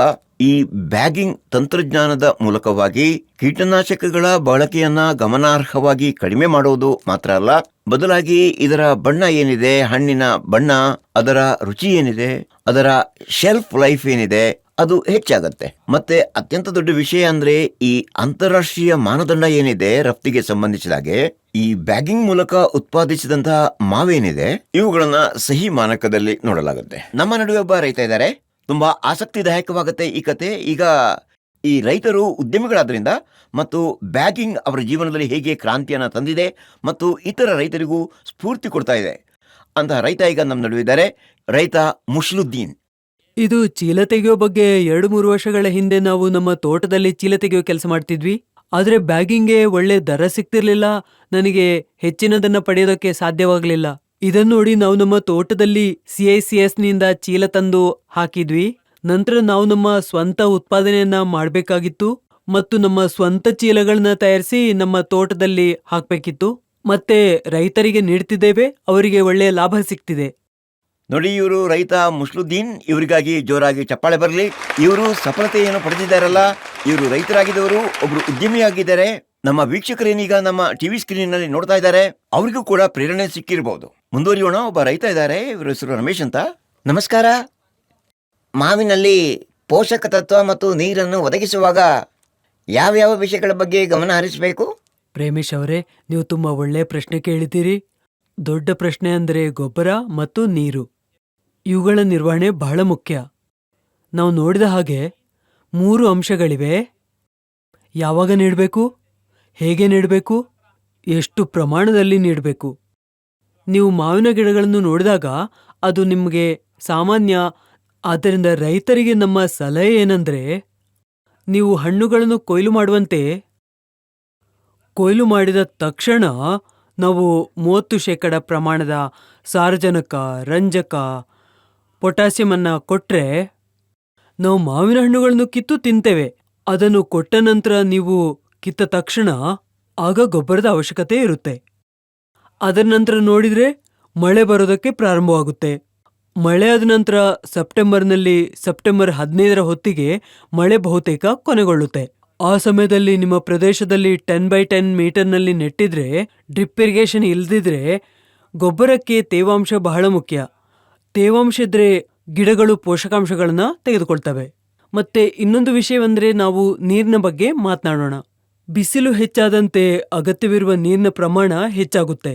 ಯಾಕೆಂದ್ರೆ ತಾಪಮಾನ ಆ ಸಮಯದಲ್ಲಿ ನೋಡಿದ್ರೆ 40 ಡಿಗ್ರಿಗಿಂತಲೂ ಹೆಚ್ಚು ಆಗಿರುತ್ತೆ. ತಾಪಮಾನ ಹೆಚ್ಚಾದಂತೆಲ್ಲ ಬಾಷ್ಪೀಕರಣ ಹೆಚ್ಚಾಗುತ್ತೆ, ನೀರು ಆವಿಯಾಗುತ್ತೆ. ಅದೇ ರೀತಿ ನಾವು ನೀರು ಕೊಡಬೇಕಾಗುತ್ತೆ. ಸಾಮಾನ್ಯವಾಗಿ ರೈತರು ಏನ್ ಮಾಡ್ತಾರೆ ಅಂದ್ರೆ, ನೀರು ಸಿಂಪಡಿಸ್ತಾರೆ. ಸರಾಗವಾಗಿ ನೀರು ಸಿಂಪಡಿಸಿದ್ರೆ, ನೀರಾವರಿಯನ್ನ 1 ಹೆಕ್ಟೇರಿಗೆ 10 ಸೆಂಟಿಮೀಟರ್ ಹಾಕಿದ್ರೆ ನಾವು ಒಂದೇ ಬಾರಿಗೆ 10 ಲಕ್ಷ ಲೀಟರ್ ನೀರು ಹಾಕಿದ್ದೇವೆ ಎಂದು ಅರ್ಥ. ಅದನ್ನು ನಾವು ಗುಂಡಿ ತೋಡುವ ಮೂಲಕ ಹಾಕಿದ್ರೆ ಅದರಿಂದ 50% ನೀರನ್ನು ಉಳಿಸಬಹುದು. ಮತ್ತೇನು ಹೇಳುದಂದ್ರೆ, ಪ್ರಧಾನಮಂತ್ರಿಯವರು ಏನು ಹೇಳ್ತಾರಂದ್ರೆ, ಪರ್ ಡ್ರಾಪ್ ಮೋರ್ ಕ್ರಾಪ್. 1 ಬಿಂದು ನೀರು ಹೋದ್ರೂ ಕೂಡ ಅದರಲ್ಲಿ ನಮ್ಗೆ ಉತ್ಪಾದನೆ ಹೆಚ್ಚು ಕಾಣಿಸ್ಬೇಕು. ಇನ್ನೊಂದು ಏನಂದ್ರೆ, ಏನು ಹೇಳುದಂದ್ರೆ, ಒಂದ್ ವೇಳೆ ನಿಮ್ಮ ಬಳಿ ಒಣಗಿದ ಹುಲ್ಲು, ಎಲೆಗಳು ಇದ್ರೆ ಗಿಡಗಳ ಸುತ್ತ ಮಲ್ಚು ಮಾಡಿದ್ರೆ ಅದರ ಬೇಸಿನಲ್ಲೂ ಕೂಡ ನಿಮ್ಗೆ ನೀರು ಕಡಿಮೆ ಸಾಕಾಗುತ್ತೆ. ಮತ್ತು ತೇವಾಂಶ ಇದ್ರೆ ಈ ನೆಲದಲ್ಲಿ ಈ ಜೀವಾಂಶ ಇದೆಯಲ್ಲ, ಜೀವಾಣು ಇದೆಯಲ್ಲ, ಅದರಿಂದ ಕೂಡ ಪೋಷಕ ತತ್ವ ಹೆಚ್ಚಾಗುತ್ತೆ. ಸರಿ ರಮೇಶ್ ಅವರೇ, ನಿಮಗೆ ನಿಮ್ಮ ಪ್ರಶ್ನೆಗೆ ಉತ್ತರ ಸಿಕ್ಕಿರುವುದೀಗ. ಪ್ರಶ್ನೆ ಕೇಳೋರು ನಮ್ಮ ಜೊತೆ ಬಹಳ ಮಂದಿ ಇದ್ದಾರೆ. ನಮ್ಮ ಜೊತೆ ಇನ್ನೊಬ್ಬ ರೈತ ಇದ್ದಾರೆ, ರೈತ ಉಪೇಂದ್ರ ಸಿಂಗ್. ಇವರ ಹೆಸರು ಕೇಳಿ ನಿಮ್ಮ ಪ್ರಶ್ನೆನ. ಕೊಂಬೆಯಿಂದ ಬರುವ ಮಾವಿನ ಹಣ್ಣಲ್ಲಿ ಜೆಲ್ಲಿ ಸಮಸ್ಯೆ ಇರ್ತದೆ, ಆದರೆ ಪಾಲ್ನ ಮಾವಿನಲ್ಲಿ ಜೆಲ್ಲಿ ಸಮಸ್ಯೆ ಇರೋದಿಲ್ಲ. ಹಾಗಾದ್ರೆ ಈ ಜೆಲ್ಲಿ ಸಮಸ್ಯೆಯನ್ನ ಹೇಗೆ ಪರಿಹರಿಸೋದು? ರೈತರು ಹೆಚ್ಚಾಗಿ ಏನ್ ಮಾಡ್ತಾರೆ ಅಂದ್ರೆ, ಮಾವಿನ ಹಣ್ಣನ್ನು ಹಣ್ಣಾಗಲು ಮರದಲ್ಲೇ ಬಿಟ್ಬಿಡ್ತಾರೆ. ಮಾವಿನ ಹಣ್ಣನ್ನು ಕೀಳಲು ಸರಿಯಾದ ಸಮಯ ಇರ್ತದೆ. ಅಂದ್ರೆ ದಸರಿ ಬಗ್ಗೆ ಹೇಳೋದಾದ್ರೆ, ಯಾವಾಗ ಸಣ್ಣ ಹಣ್ಣುಗಳು ಕಾಣಿಸ್ಕೊಂಡಾಗ ಸುಮಾರು 3 ತಿಂಗಳ ನಂತರ ಹಣ್ಣಾಗುವ ಮೊದಲು ನೀವು ಅವುಗಳನ್ನು ಕೀಳಬೇಕು. ಅದರಿಂದ ನಾವು ಜೆಲ್ಲಿಯ ಅನೇಕ ಸಮಸ್ಯೆಗಳನ್ನು ಪರಿಹರಿಸಬಹುದು. 3ನೇದಾಗಿ, ಮಾವಿನ ಹಣ್ಣು ರೂಪುಗೊಂಡ 2 ತಿಂಗಳ ನಂತರ ಕ್ಯಾಲ್ಸಿಯಂ ಸಿಂಪಡಿಸಿದ್ರೆ ಅದು ಸಮಸ್ಯೆಯನ್ನು ಗುಣಪಡಿಸಲು ಸಹಾಯ ಮಾಡ್ತದೆ. ನಮ್ಮ ಸಹೋದ್ಯೋಗಿ ಮುನೀಸ್ ಸರ್ ಅವರು ನಮಗೆ ಹೇಳಿದ ಒಂದು ದೊಡ್ಡ ಪ್ರಾಮುಖ್ಯತೆ ಏನಂದ್ರೆ, ಬ್ಯಾಗಿಂಗ್ ಮೂಲಕ ನಾವು ಜೆಲ್ಲಿ ಸೀಟ್ನ ಸಮಸ್ಯೆಗಳನ್ನು ಚೆನ್ನಾಗಿ ಪರಿಹರಿಸಬಹುದು ಅಂತ ಕಂಡುಕೊಂಡಿದ್ದೇವೆ. ನಮ್ಮನ್ನು ನೋಡುತ್ತಿರುವಂತಹ ಜನರು ಈ ಜೆಲ್ಲಿಯ ಸಮಸ್ಯೆಗೆ ಪರಿಹಾರವನ್ನು ಹೇಗೆ ಕಂಡುಕೊಳ್ಬಹುದು ಅನ್ನೋದನ್ನು ಅರ್ಥ ಮಾಡ್ಕೊಂಡಿರಬೇಕು. ಆದರೆ ಈಗ ಒಂದು ಪ್ರಶ್ನೆ ಕುಂದನ್ ಅವರೇ, ಏನಿದೆ ಒಳ್ಳೆಯ ನಿರ್ವಹಣೆಯ ವಿಷಯ ಬಂದಾಗ ಉತ್ತಮ ಸಂಪನ್ಮೂಲ ನಿರ್ವಹಣೆ ಬಗ್ಗೆ, ಅದರಲ್ಲಿ ಸ್ಮಾರ್ಟ್ ತೋಟಗಾರಿಕೆ ನಿರ್ವಹಣೆ ಏನಿದೆ ಅದರ ಸಾಧ್ಯತೆಗಳು ಎಷ್ಟಿವೆ? ಅದರ ಸಾಧ್ಯತೆಗಳು ಅಂದರೆ ಪಾಸಿಬಿಲಿಟೀಸ್ ಎಷ್ಟಿವೆ ಕೃಷಿ ಕ್ಷೇತ್ರದಲ್ಲಿ, ತೋಟಗಾರಿಕೆಯಲ್ಲಿ? ನಿಮ್ಮ ಹೇಳಿಕೆ ತುಂಬ ಚೆನ್ನಾಗಿದೆ, ಏಕೆಂದರೆ ನಾವು ಹೊಸ ಕಾಲಕ್ಕೆ ಹೊಂದಿಕೊಳ್ಳಬೇಕಾಗಿದೆ. ನಾವು ಮಾಡುತ್ತಿರುವ ಮಾವಿನ ಕೃಷಿಗೆ ಹೊಸ ತಂತ್ರಗಳನ್ನು ಸೇರಿಸುವ ಅವಶ್ಯಕತೆ ಇದೆ. ಏಕೆಂದರೆ ನಾವು ನೋಡಿದ ಅತ್ಯುತ್ತಮ ವಿಷಯವೇನೆಂದರೆ, ನಾವು ಸ್ಮಾರ್ಟ್ ಅಂತ ಕರಿತೀವಂತೆ ಹೊಸ ತಂತ್ರಜ್ಞಾನವನ್ನು ಸೇರಿಸಿದರೆ, ನಾವು ಅದರಲ್ಲಿ ಸಂವೇದಕಗಳನ್ನು ಬೆಳೆಸಿದರೆ ಮಣ್ಣಿನಲ್ಲಿ ಎಷ್ಟು ತೇವಾಂಶವಿದೆ, ಅದರಲ್ಲಿ ಎಷ್ಟು ತೇವಾಂಶ ಇದೆ ಅನ್ನೋದನ್ನು ನಾವು ಕಂಡುಕೊಂಡ್ರೆ, ಸಂವೇದಕದ ಮೂಲಕ ಅದರ ಸರಿಯಾದ ಅಂದಾಜು ಪಡೆದರೆ ನಾವು ನೀರಾವರಿಯನ್ನು ಸರಿಯಾಗಿ ನಿರ್ವಹಿಸಬಹುದು. ನಾವು ಹೆಚ್ಚು ನೀರಾವರಿ ಮಾಡೋದಿಲ್ಲ ಅಥವಾ ಕಡಿಮೆ ನೀರಾವರಿಯನ್ನು ಕೂಡ ಮಾಡೋದಿಲ್ಲ. ಈಗ ನಾವು ಒಂದು ಸೆನ್ಸರ್ ಅಥವಾ ಹವಾಮಾನ ಸೂಚಕವನ್ನು ಸ್ಥಾಪಿಸಿದರೆ ಅದನ್ನು ನಮ್ಮ ಮೊಬೈಲ್ ಫೋನ್ನಲ್ಲಿ ಒಂದು ಅಪ್ಲಿಕೇಶನ್ನೊಂದಿಗೆ ಸಂಪರ್ಕಿಸಬಹುದು ಮತ್ತು ನಮ್ಮ ರೈತ ಸಹೋದರರು ಮನೆಯಲ್ಲಿ ಕುಳಿತು ನಮ್ಮ ಬೆಳೆಗಳ ಸ್ಥಿತಿ ಏನು, ನಾವು ಅವುಗಳಿಗೆ ನೀರು ಕೊಡಬೇಕೆ, ಏನು ಮಾಡಬೇಕು ಎಂಬುದನ್ನು ನೋಡ್ಬೋದು. ನಾವು ಈಗಾಗಲೇ ಪೋಷಕಾಂಶಗಳನ್ನು ನಿರೀಕ್ಷಿಸಬೇಕು. ನಾವು ಕೀಟನಾಶಕವನ್ನು ಸಿಂಪಡಿಸಬೇಕು. ಯಾವ ರೀತಿ ಸಿಂಪಡಿಸಬೇಕು, ಯಾವ ರೀತಿ ಮಾಡಬೇಕು ಅನ್ನೋದನ್ನು ರೈತರಿಗೆ ಪ್ರತಿಯೊಂದು ತಂತ್ರಜ್ಞಾನವೂ ಅವರ ಕೈಯಲ್ಲಿ ಲಭ್ಯವಿದೆ. ಅವರು ಅದನ್ನು ಬಹಳ ಸುಲಭವಾಗಿ ಬಳಸ್ಬೋದು ಅಂತ ಹೇಳಲಾಗ್ತಾ ಇದೆ. ಅವರ ವೆಚ್ಚವನ್ನು ಸಹ ಕಡಿಮೆ ಮಾಡ್ಬೋದು ಮತ್ತು ಅವರ ಆದಾಯವನ್ನು ಸಹ ಹೆಚ್ಚಿಸಬಹುದು. ಡಾಕ್ಟರ್ ಸಾಹೇಬರು, ಡಾಕ್ಟರ್ ಕುಂದನ್ ಕಿಶೋರ್ ಅವರು ತುಂಬ ಚೆನ್ನಾಗಿ ಹೇಳಿಕೆ ಕೊಟ್ಟಿದ್ದಾರೆ. ಅದರಲ್ಲಿ ನಾನು ನನ್ನ ವತಿಯಿಂದ ಸ್ವಲ್ಪ ಸೇರಿಸಬೇಕು ಅಂತಿದ್ದೇನೆ. ರೈತ ಬಾಂಧವರಿಗೆ ಇದರಿಂದ ತುಂಬ ಪ್ರಯೋಜನ ಆಗ್ಬೋದು. ಆ್ಯಕ್ಚುಲಿ ಇದೀಗ ಆರ್ಟಿಫಿಷಿಯಲ್ ಇಂಟೆಲಿಜೆನ್ಸ್ನ ಯುಗ ಆಗಿದೆ. ರೈತ ಬಾಂಧವರು ಬಹುಶಃ ಈ ಶಬ್ದವನ್ನು ಕೇಳಿರ್ಬೋದು ಕೂಡ. ಈಗಿನ ಕಾಲ ಬೇರೆ, ಹಿಂದೆ ನಾವು ಮ್ಯಾನ್ಯುವಲಿ ಸ್ಪ್ರೇ ಮಾಡ್ತಿದ್ದೀವಿ. ಈಗಂತೂ ನಾವು ಡ್ರೋನ್ ಟೆಕ್ನಾಲಜಿಯ ಬಳಕೆ ಮಾಡ್ತಾ ಇದ್ದೀವಿ. ಈಗ ಡ್ರೋನ್ ಟೆಕ್ನಾಲಜಿಯ ಅತಿ ಉತ್ತಮ ಪ್ರಯೋಜನ ಅಂತಂದರೆ ನಾವೀಗ ಯೂನಿಫಾರ್ಮ್ ಆಗಿ ಸ್ಪ್ರೇ ಮಾಡುವಂತಹ ಸ್ಥಿತಿಯಲ್ಲಿದ್ದೇವೆ. ಈಗ ಕೆಲವು ಕೀಟ ಮತ್ತು ರೋಗಗಳು ಹೇಗಿರ್ತವೆ ಅಂತಂದರೆ, ಅದರಲ್ಲೂ ಮುಖ್ಯವಾಗಿ ನಾವು ಮಾವಿನ ಬಗ್ಗೆ ಮಾತಾಡೋದಾದರೆ ಅಲ್ಲಿ ನಾವು ಈ ಇನ್ಸೆಕ್ಟಿಸೈಡ್ ಅಥವಾ ಪೆಸ್ಟಿಸೈಡ್ಸ್ ಅನ್ನು ನಾವು ಈಸಿಲಿ ಅಲ್ಲಿ ತನಕ ತಲುಪಿಸೋದು ಮೊದಲು ಸಾಧ್ಯ ಆಗ್ತಿರ್ಲಿಲ್ಲ. ಆದರೆ ಇವತ್ತು ನಮ್ಮ ಈ ಡ್ರೋನ್ ಟೆಕ್ನಾಲಜಿ ಏನಿದೆ ಅದರಿಂದ ಸ್ಪ್ರೇ ಮಾಡಿದ್ರೆ ಸುಲಭವಾಗಿ ಈ ಇನ್ಸೆಕ್ಟ್ಸ್ ಅಥವಾ ಕೀಟಗಳು ನಮಗೇನು ಸಿಗ್ತಿರ್ಲಿಲ್ಲ ಮೊದಲು. ನಾವೀಗ ವಿದಿನ್ ಟೈಮ್ ಆ ಕೀಟಗಳನ್ನು ಕೊಂದು ಬಿಡಬಹುದು.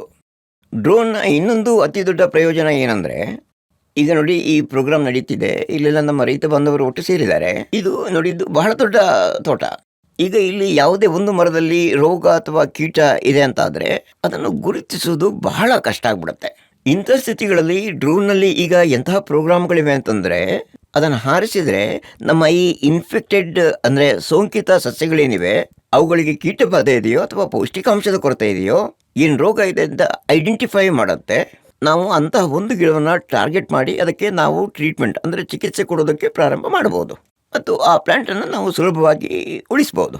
ಇನ್ನೊಂದು ವಿಷಯ ನಾನು ರೈತ ಸೋದರಿಗೆ ಖಂಡಿತ ಹೇಳೋದಕ್ಕೆ ಬಯಸೋದು ಅಂದರೆ, ಇವತ್ತು ನಮ್ಮ ಭಾರತ ಸರ್ಕಾರ ಡ್ರೋನ್ನ ಖರೀದಿಗೆ ಭಾರಿ ದೊಡ್ಡ ಸಬ್ಸಿಡಿಯನ್ನು ರೈತ ಬಾಂಧವರಿಗೆ ಕೊಡ್ತಾ ಇದೆ. ಈಗ ಯಾವುದೇ ರೈತ ಬಾಂಧವರು ಡ್ರೋನ್ ಖರೀದಿ ಮಾಡಬೇಕು ಅಂತ ಬಯಸಿದರೆ ಸರ್ಕಾರ 40% ಅದಕ್ಕೆ ಸಬ್ಸಿಡಿ ಕೊಡುತ್ತೆ. ಕೆಲವು ರೈತ ಬಾಂಧವರು SC ST ಮತ್ತು ಹಿಂದುಳಿದವರು, ಅಂಥವರಿಗೆ ಸರ್ಕಾರ 50% ಸಬ್ಸಿಡಿ ಕೊಡುತ್ತೆ. ನಮ್ಮ ಜೊತೆ ಇದ್ದಾರೆ ರೈತ ಅರವಿಂದ್ ಕುಮಾರ್ ಅಂತ ಅವ್ರ ಹೆಸರು. ನಿಮ್ಮ ಪ್ರಶ್ನೆ ಕೇಳಿ. ನೋಡಿ, ಮಾವಿನ ಸೀಸನ್ನಲ್ಲಿ ಹೂವೇನು ಚೆನ್ನಾಗಿ ಬಿಡ್ತಾವೆ, ಆದರೆ ಮತ್ತೆ ಹಣ್ಣುಗಳಾಗೋದು ತುಂಬ ಕಡಿಮೆ. ಇದು ಒಂದು ದೊಡ್ಡ ಸಮಸ್ಯೆ. ಮಾವಿನ ಪರಾಗಸ್ಪರ್ಶ ಕ್ರಿಯೆಯು ಎಲ್ಲೆಲ್ಲೂ ಕೊರತೆ ಇದೆ ಎಂದು ನಾವು ನಂಬ್ತೇವೆ ಮತ್ತು ನಾವು ಹೆಚ್ಚು ಕೀಟನಾಶಕವನ್ನು ಬಳಸ್ತಿರ್ಬೋದು ಅಥವಾ ಸರಿಯಾದ ಸಮಯದಲ್ಲಿ ಬಳಸ್ತೇನೇನೂ ಇರಬಹುದು. ಆ ಕೀಟಕಗಳ ಮೇಲೆ ಅದರ ಪ್ರಾಬಲ್ಯದಿಂದಾಗಿ ಇಳುವರಿ ಹೆಚ್ಚು ಇರೋದಿಲ್ಲ. ಇನ್ನೊಂದು ಕಾರಣ ಅಂದರೆ ನಾವು ಇನ್ನೂ ಅದರ ಮೇಲೆ ಕೆಲಸ ಮಾಡ್ತಿದ್ದೇವೆ. ಹಣ್ಣುಗಳು ಇದ್ದಕ್ಕಿದ್ದಂತೆ ಬಂದಾಗ ತಾಪಮಾನ ತುಂಬ ಹೆಚ್ಚಾಗ್ತಿದ್ರೆ ಈ ಬಾರಿ ಇದನ್ನು ಗಮನಿಸಲಾಗಿದೆಯೇ ಎಂದು ನಾವು ಸಂಶೋಧನೆ ಮಾಡ್ತಿದ್ದೇವೆ.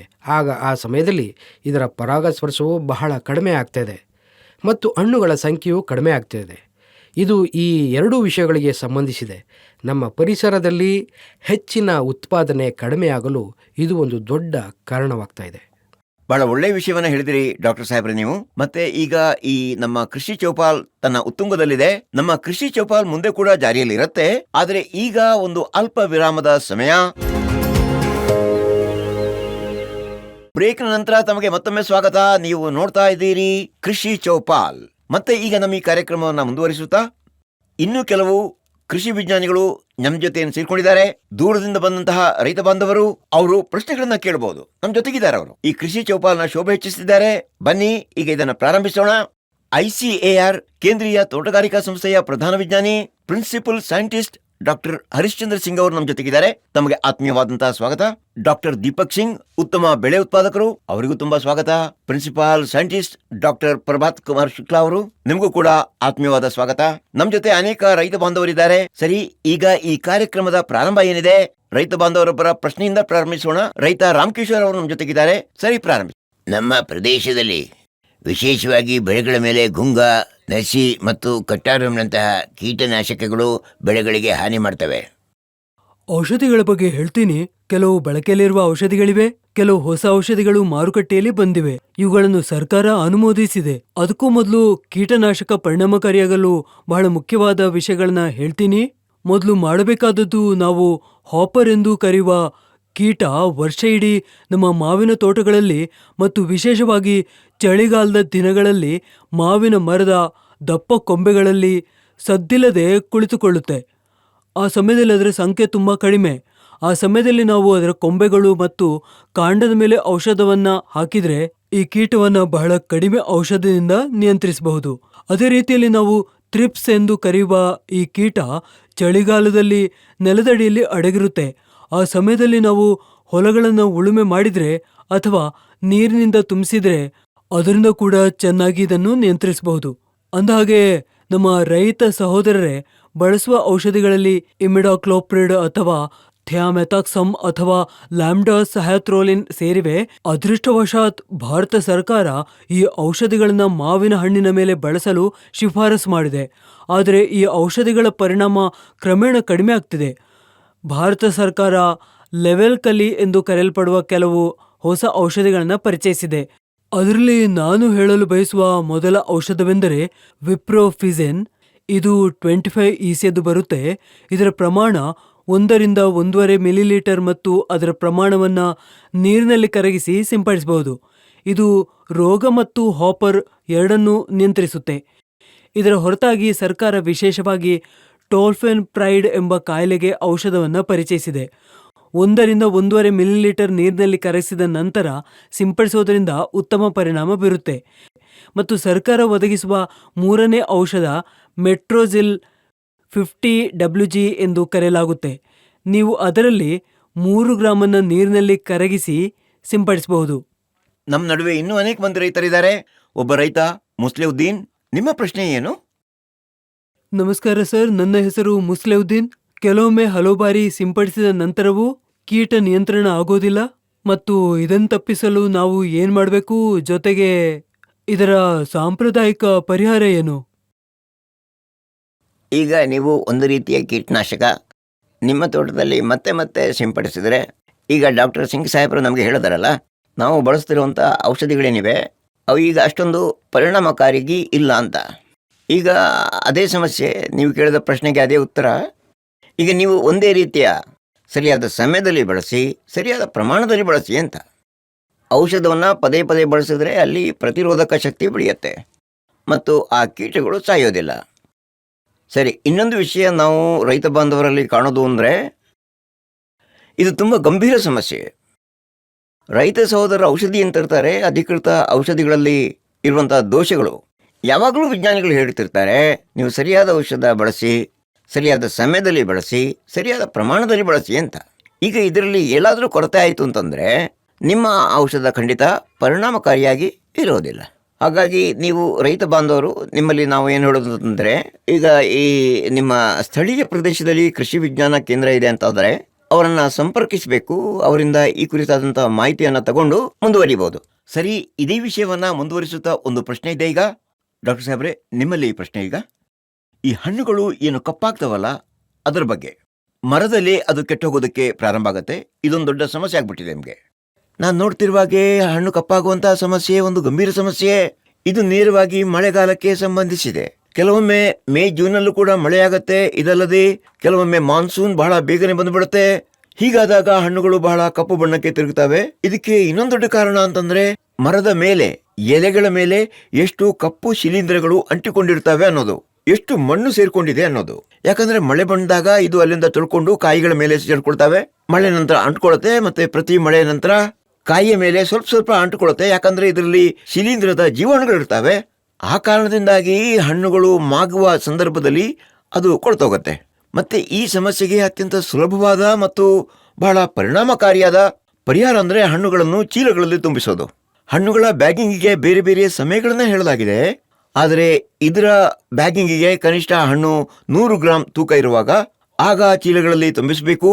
ಮತ್ತೆ ಮಳೆ ಬರುವ ಮೊದಲು ಆ ತೇಲಬಂದಿ ಅಥವಾ ಬ್ಯಾಗಿಂಗ್ ಏನಂತೀವಿ ಅದನ್ನು ಕಂಪ್ಲೀಟ್ ಮಾಡಬೇಕು. ಮಾನ್ಸೂನ್ ಬರುವ ಮುನ್ನ ಅದನ್ನು ಪ್ರಾರಂಭಿಸಿ ಮತ್ತೆ ಬ್ಯಾಗಿಂಗ್ ಅನ್ನ ಪೂರ್ಣಗೊಳಿಸಬೇಕು. ಮಳೆ ಬರೋದಕ್ಕಿಂತ 4-6 ದಿನ ಮೊದಲೇ. ನೀವು ಈ ಡೈಫ್ ಮತ್ತು ಕಾನೋಜಾಲ್, ಇದು ಬಹಳ ಸಕ್ರಿಯ ತತ್ವಗಳು. ನೀವು 25% ಉತ್ಪನ್ನವಾದ ಡೈಫ್ ಮತ್ತು ಕಾನೋಜಾಲ್ ಅನ್ನು ಲೀಟರ್ಗೆ 0.5 ಮಿಲಿಲೀಟರ್ ಅಥವಾ 2000 ಲೀಟರ್ ಟ್ಯಾಂಕರ್ಗೆ 1 ಲೀಟರ್ ದರದಲ್ಲಿ ಸಿಂಪಡಿಸಬೇಕು. ಇದನ್ನು ಬೆರೆಸಿದ ನಂತರ ಇದು 25 ರಿಂದ 30 ದಿನಗಳವರೆಗೆ ಹಣ್ಣುಗಳನ್ನು ರಕ್ಷಿಸುತ್ತೆ.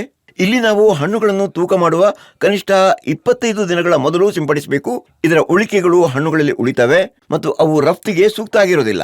ಸರಿ, ಈಗ ರೈತರ ಬಳಿಗೆ ಹೋಗೋಣ. ರೈತರ ಪ್ರಶ್ನೆಗಳನ್ನ ತಗೊಳ್ಳೋಣ. ರಾಮ್ ಪ್ರಕಾಶ್ ತ್ಯಾಗಿ ಬುಲಂದ್ಶಹರಿಂದ ಬಂದಿದ್ದಾರೆ ಇಲ್ಲಿ. ಈಗ ಏನ್ ಪ್ರಶ್ನೆ ಕೇಳ್ತೀರಿ ಸರ್? ನಿಮ್ಮ ಪ್ರಶ್ನೆ ಕೇಳಿ. ಈಗ ಸರ್, ನಮ್ಮ ಪ್ರದೇಶದಲ್ಲಿ ಮಾವಿನ ಹಣ್ಣುಗಳು ಒಣಗ್ತಾ ಇದ್ದಾವೆ. ದಯವಿಟ್ಟು ಅವುಗಳ ಕಾರಣವನ್ನು ನಮಗೆ ತಿಳಿಸಿ. ಪ್ರಾರಂಭಿಕ ಮಟ್ಟದಲ್ಲಿ ಎಲ್ಲರೂ ತಿಳ್ಕೋಬೇಕು, ಇದು ಶಿಲೀಂಧ್ರದಿಂದಾಗಿ ಆಗುವಂಥದ್ದು, ಅದರಿಂದ ಉತ್ಪನ್ನ ಆಗೋದು. ಇಡೀ ಮರ ಒಂದೇ ಬಾರಿಗೆ ಒಣಗ್ಬೋದು, ಅಲ್ಲ ಒಂದೊಂದು ಗೆಲ್ಲುಗಳು ಒಣಗ್ಬೋದು. ಆದರೆ ಇದು ಶಿಲೀಂಧ್ರದಿಂದಲೇ ಆಗೋದು. ಬೇರಿಗೆ ಸೋಂಕು ತಗಲುತ್ತೆ, ಮತ್ತೆ ಇದ್ರ ಜೊತೆಗೆ ಒಂದು ಕೀಟ ಇರುತ್ತೆ, ಇದಕ್ಕೆ ಸ್ಕೋಲೆಟೈಡ್ ಜೀರುಂಡೆ ಅಂತಾರೆ. ಅದರ ಸೋಂಕು ಇರುವಲ್ಲೆಲ್ಲ ಅದು ಮರವನ್ನ ಪ್ರವೇಶ ಮಾಡಿಕೊಂಡು ಹಿಟ್ಟಿನಂತಹ ಮರದ ಪುಡಿಯನ್ನು ಉತ್ಪಾದಿಸುತ್ತೆ. ಇದಾಯ್ತು ಇದರ ಗುರುತಿಸುವಿಕೆ ಕುರಿತು. ಈಗ ಏನು ಮುನ್ನೆಚ್ಚರಿಕೆ ವಹಿಸಬೇಕು ಅದು ಬಹಳ ಮುಖ್ಯ. ಯಾಕಂದ್ರೆ ಒಂದು ಕಾಲದಲ್ಲಿ 1985ರವರೆಗೆ ತೋಟಗಳಲ್ಲಿ ಉಳುಮೆ ಬಹಳ ಕಡಿಮೆ ಇರ್ತಿತ್ತು. ಆದರೆ ಇವತ್ತು ಟ್ರ್ಯಾಕ್ಟರ್ ಅನ್ನು ಮರದ ಕಾಂಡದವರೆಗೆ ತರಲಾಗುತ್ತೆ. ಇದರಿಂದಾಗಿ ಬೇರುಗಳು ಕತ್ತರಿಸಲ್ಪಡ್ತವೆ. ಈಗ ಬೇರುಗಳು ತುಂಡಾದ್ರೆ ಸೋಂಕು ಹೆಚ್ಚಾಗ್ಬಿಡುತ್ತೆ. ಇದಲ್ಲದೆ ನೀರಾವರಿ, ನೀರು ಕೊಯ್ಲು ಯಂತ್ರಗಳು ಇಡೀ ತೋಟವನ್ನ ತುಂಬುತ್ತವೆ. ಹಾಗಾಗಿ ಒಂದು ಮರದಲ್ಲಿ ಸೋಂಕಿದ್ರೆ ಇಡೀ ತೋಟಕ್ಕೆ ಹರಡುತ್ತೆ. ಇದಲ್ಲದೆ ಕೀಟಗಳ ಮೂಲಕವೂ ಸೋಂಕು ಹರಡುತ್ತೆ. ಆದ್ದರಿಂದ ಈ ಎಲ್ಲ ವಿಷಯಗಳಿಂದ ಸಾಕಷ್ಟು ರಕ್ಷಣೆ ತಗೋಬೇಕು. ವಿಶೇಷವಾಗಿ ನೆರಳಿನ ಪ್ರದೇಶದಲ್ಲಿ ಮರದ ಕಾಂಡದಿಂದ 2 ಮೀಟರ್ ದೂರದಲ್ಲಿ ಉಳುಮೆ ಮಾಡಬೇಕು. ಮತ್ತೆ ಅಷ್ಟೇ ಅಲ್ಲದೆ ತೋಟದಲ್ಲಿ ಒಂದೇ ಒಂದು ಮರ ಸತ್ತಿದ್ರೂ ಕೂಡ ಆಗ ಇಡೀ ತೋಟಕ್ಕೆ ಚಿಕಿತ್ಸೆ ಮಾಡಬೇಕು. ಆದಷ್ಟು ಬೇಗನೆ ಥಯೋಫನೇಟ್, ಮೀಥೇಲ್ ಶಿಲೀಂಧ್ರ ನಾಶಕಗಳನ್ನು ಸಿಂಪಡಿಸಬೇಕು. ಅದರ ಪ್ರಮಾಣ 100 ಗ್ರಾಂನಿಂದ ಪ್ರಾರಂಭಿಸಿ 400 ಗ್ರಾಂ ವರೆಗೆ ಇರುತ್ತೆ. ಮರದ ವಯಸ್ಸು ಮತ್ತು ಆಕಾರಕ್ಕನುಸಾರವಾಗಿ ಚಿಕಿತ್ಸೆ ಕೊಡಬೇಕು. ಮತ್ತೆ ಗಮನದಲ್ಲಿಡಬೇಕಾದ ಅಂಶ ಅಂದ್ರೆ ಎಷ್ಟು ನೀರಿನ ಜೊತೆ ಮಾಡಬೇಕು ಅಂದ್ರೆ ಮರದ ತಳದಲ್ಲಿ ಕನಿಷ್ಠ 1.5 ರಿಂದ 2 ಮೀಟರ್ ವರೆಗೆ ತಲುಪುವಾಗಿರಬೇಕು. ಆ ಔಷಧ ತಲುಪಬೇಕು. ಖಂಡಿತ ತಮ್ಮ ಫಸಲಿನ ಬಗ್ಗೆ ರೈತರು ತುಂಬಾ ಚಿಂತಿತರಾಗಿದ್ದಾರೆ. ಮತ್ತೆ ಇದೇ ರೀತಿಯ ಪ್ರಶ್ನೆ ಮಲಿಯಾಬಾದ್ನ ಕಮಲೇಶ್ ಕುಮಾರ್ ಅವರಿಂದಲೂ ಬಂದಿದೆ. ಸರ್, ನನ್ನ ಪ್ರಶ್ನೆ ಏನಂದ್ರೆ, ನಮ್ಮ ಪ್ರದೇಶದಲ್ಲಿ ಉಕ್ತ ಅಂತ ರೋಗದಿಂದ ಬಳಲುತ್ತಿರುವ ಅನೇಕ ತೋಟಗಳಿವೆ. ದಯವಿಟ್ಟು ಉಜಿತ್ ಕಿಶವ್ ಅವರಿಗೆ ಉಕ್ತ ಅನ್ನೋ ಕಾಯಿಲೆಗೆ ಪರಿಹಾರ ತಿಳಿಸ್ಕೊಡ್ಬೇಕು ಅಂತ ಕೇಳ್ತೀನಿ. ನೋಡಿ ಕಮಲೇಶ್ ಅವರೇ, ನಾನೀಗ ಮಾತನಾಡ್ತಾ ಇದ್ದಿದ್ದು ಅದು ಮರಗಳು ಒಣಗಿ ಸಾಯೋ ಬಗ್ಗೆ. ಅದನ್ನೇ ಉಕ್ಟ ಅಂತ ಕರೀತಾವೆ. ಅದು ಎಲ್ಲ ಕಡೆ ಇದೆ. ನಾನೀಗ ಹೇಳಿದ್ದು ಪೂರ್ತಿ ಆಗಿಲ್ಲ. ಮೊದಲನೇದಾಗಿ ಥಿಯೋಫೆನೇಟ್, ಮಿಥೇಲ್ ರೆಸಿನ್ ಚಿಕಿತ್ಸೆ ಬಗ್ಗೆ ಹೇಳಾಯ್ತು. ಅದನ್ನು ನೀವು ನಿಮ್ಮ ಪ್ರದೇಶದಲ್ಲಿ ಮಾಡಬಹುದು. ಮತ್ತೆ ಅದ್ರ ಜೊತೆಗೆ ಗಮನಿಸಬೇಕಾದ್ರು ಅಂದ್ರೆ, ಒಂದು ಬಾರಿ ಶಿಲೀಂಧ್ರ ನಾಶಕವನ್ನ ಬಳಸಿದ್ರೆ, ಅಂದ್ರೆ ಶಿಲೀಂಧ್ರ ನಾಶಕದ ಬಳಕೆಯಿಂದ ನಮ್ಮ ಗೆಳೆಯ ಶಿಲೀಂಧ್ರಗಳೇನಿವೆ ಮಣ್ಣಿನಲ್ಲಿ ಅವು ಕೂಡ ಸಾಯ್ತವೆ. ಅವುಗಳನ್ನ ಪುನರುಜ್ಜೀವನಗೊಳಿಸೋದಕ್ಕೆ ಮತ್ತೆ ನಮ್ಮ ಶಿಲೀಂಧ್ರ ನಾಶಕ ಬಳಸಿದ ನಂತರವೂ ಕೆಲವು ರೋಗಕಾರಕ ಜೀವಿಗಳು ಬದುಕಿ ಉಳಿದ್ರೆ, ಅದಕ್ಕಾಗಿ ಭವಿಷ್ಯದಲ್ಲಿ ನಾವು ಥಯೋಫೆನೇಟ್, ಮಿಥೇಲ್ ಅನ್ನು ಬಳಸಿದ್ರೆ 6 ತಿಂಗಳ ನಂತರ ಟ್ರೈಕೋಡರ್ಮಾವನ್ನ ಬಳಸಬೇಕು. ಬೇಸ್ಲೈನ್ ಲಿಕ್ವಿಫೇಸಿಯನ್ಸ್ ಅನ್ನ ಬಳಸಬಹುದು. ಮತ್ತೆ ಈ ಹಿಟ್ಟಿನಂತಹ ಮರದ ಪುಡಿಯನ್ನು ಉತ್ಪಾದಿಸುವ ಕೊಳೆತ ಜೀರುಂಡೆ, ಹಿಟ್ಟಿನಂತಹ ಮರದ ಪುಡಿ ಬರ್ತಾ ಇಲ್ಲ. ಅದಕ್ಕಾಗಿ ಮಳೆಗಾಲ ಮತ್ತು ಚಳಿಗಾಲ ಎರಡರಲ್ಲೂ ನಾವು ಇದರ ಸಿಂಪಡಣೆ ಮಾಡಬೇಕು. ಈ ಕೀಟ ಮತ್ತು ಶಿಲೀಂಧ್ರವನ್ನು ನಿಯಂತ್ರಿಸೋದಕ್ಕೆ ಬಸ್ಯವನ್ನು ಸಿಂಪಡಿಸಬೇಕು. ಆಗ ಶಿಲೀಂಧ್ರವು ನಿಯಂತ್ರಣದಲ್ಲಿರುತ್ತೆ. ಈ ರೀತಿಯಾಗಿ ನಾವು ತೋಟಗಳನ್ನು ರಕ್ಷಿಸಬಹುದು. ಚೌಪಾಲ್ ತನ್ನ ಸೆಷನ್ನ ಈಗ ಕೊನೆಯ ಹಂತಕ್ಕೆ ತಲುಪಿದೆ. ರೈತ ಬಾಂಧವರು ನಮ್ಮ ಜೊತೆಗಿದ್ದಾರೆ. ಕೃಷಿ ವಿಜ್ಞಾನಿಗಳು ರೈತರ ಪ್ರಶ್ನೆಗಳಿಗೆ ಅತ್ಯಂತ ನಿಖರವಾದ ಮತ್ತು ಸರಳವಾದ ಉತ್ತರಗಳನ್ನ ಕೊಡ್ತಾ ಇದ್ದಾರೆ. ಈಗ ಮಾರುಕಟ್ಟೆಯ ಸರದಿ, ಯಾಕಂದ್ರೆ ಮಾವಿನ ಹಣ್ಣು ಮತ್ತು ಬೀಜಗಳ ಬೆಲೆಯನ್ನ ನಿರ್ಧರಿಸೋದು ಇಲ್ಲಿಯೇ. ರೈತರಿಗೆ ಬೀಜಗಳ ಬೆಲೆ ಹೇಗೆ ಸಿಗುತ್ತೆ, ಮಾರುಕಟ್ಟೆಯಲ್ಲಿ ಮಾವನ್ನು ಪರಿಣಾಮಕಾರಿಯಾಗಿ ಮಾರಾಟ ಮಾಡುವುದು ಮತ್ತು ಅದಕ್ಕೆ ಸರಿಯಾದ ಬೆಲೆ ಪಡೆಯುವುದು ಮತ್ತು ಲಾಭ ಪಡೆಯುವುದು ಹೇಗೆ, ಇದ್ರ ಬಗ್ಗೆ ನಮ್ಮ ಎಕ್ಸ್ಪರ್ಟ್ ಏನಿದ್ದಾರೆ ಇಲ್ಲಿ. ನಾನು ಈ ಕೃಷಿ ವಿಜ್ಞಾನಿಯನ್ನ ನಿಮಗೆ ಪರಿಚಯಿಸ್ತಾ ಇದ್ದೀನಿ. ICAR central institute of tropical ಹಾರ್ಟಿಕಲ್ಚರ್ನ ನಿರ್ದೇಶಕ ಡಾಕ್ಟರ್ ಟಿ ದಾಮೋದರನ್ ತಮ್ಮನ್ನ ಮತ್ತೊಮ್ಮೆ ಸ್ವಾಗತಿಸ್ತಾ ಇದ್ದೀನಿ. ನಮ್ಮ ಜೊತೆ ಡಾಕ್ಟರ್ ಅಖಾತ್ ಸಿಂಗ್ ಕೂಡ ಇದ್ದಾರೆ. ಅವರು ಹೆಡ್ ಪೋಸ್ಟ್ ಹಾರ್ವೆಸ್ಟ್. ತಮಗೂ ಸ್ವಾಗತ ಸರ್. ಡಾಕ್ಟರ್ ಮನೀಶ್ ಮಿಶ್ರಾ ಅವರು ಮತ್ತೆ ನಮ್ಮ ಜೊತೆಗಿದ್ದಾರೆ. ಸ್ವಾಗತ ತಮಗೂ. ಸರಿ, ಈಗ ನಾವು ಪ್ರಾರಂಭಿಸ್ತಾ ನೇರವಾಗಿ ರೈತರ ಬಳಿಗೆ ಹೋಗೋಣ. ಇಲ್ಲಿದ್ದಾರೆ ರೈತ ಸತ್ಯೇಂದ್ರ ಕುಮಾರ್. ಕೇಳಿ ನಿಮ್ಮ ಪ್ರಶ್ನೆ. ಈಗ ನಮ್ಮ ಪ್ರಶ್ನೆ ಏನು ಅಂದರೆ, ನಾವು ನಮ್ಮ ಈ ಮಾವಿನ ಗುಣಮಟ್ಟವನ್ನು ಇನ್ನೂ ಹೇಗೆ ಉತ್ತಮಗೊಳಿಸೋದು, ಅಂದರೆ ಅದು ಮಾರ್ಕೆಟ್ನಲ್ಲಿ ಪ್ರೀಮಿಯಂ ಬ್ರ್ಯಾಂಡ್ ಆಗೋ ಹಾಗೆ ಮತ್ತು ಅದಕ್ಕೆ ನಮಗೆ ಒಳ್ಳೆ ಬೆಲೆ ಸಿಗೋ ಹಾಗೆ. ಅಂತಾರಾಷ್ಟ್ರೀಯ ಮಾರುಕಟ್ಟೆಯನ್ನು ನೋಡ್ಲಿ ಅಥವಾ ದೇಶಿ ಮಾರುಕಟ್ಟೆಯನ್ನು ನೋಡ್ಲಿ, ಇದರಿಂದ ಸ್ಪರ್ಧಾತ್ಮಕ ಯುಗದಲ್ಲಿ ಪ್ರಸ್ತುತಿಯನ್ನು ಹೆಚ್ಚಿಸುತ್ತಿರುವುದರಿಂದ ಮಾತ್ರ ನಾವು ಹೆಚ್ಚಿನ ಲಾಭವನ್ನು ಗಳಿಸಲು ಸಾಧ್ಯವಿಲ್ಲ.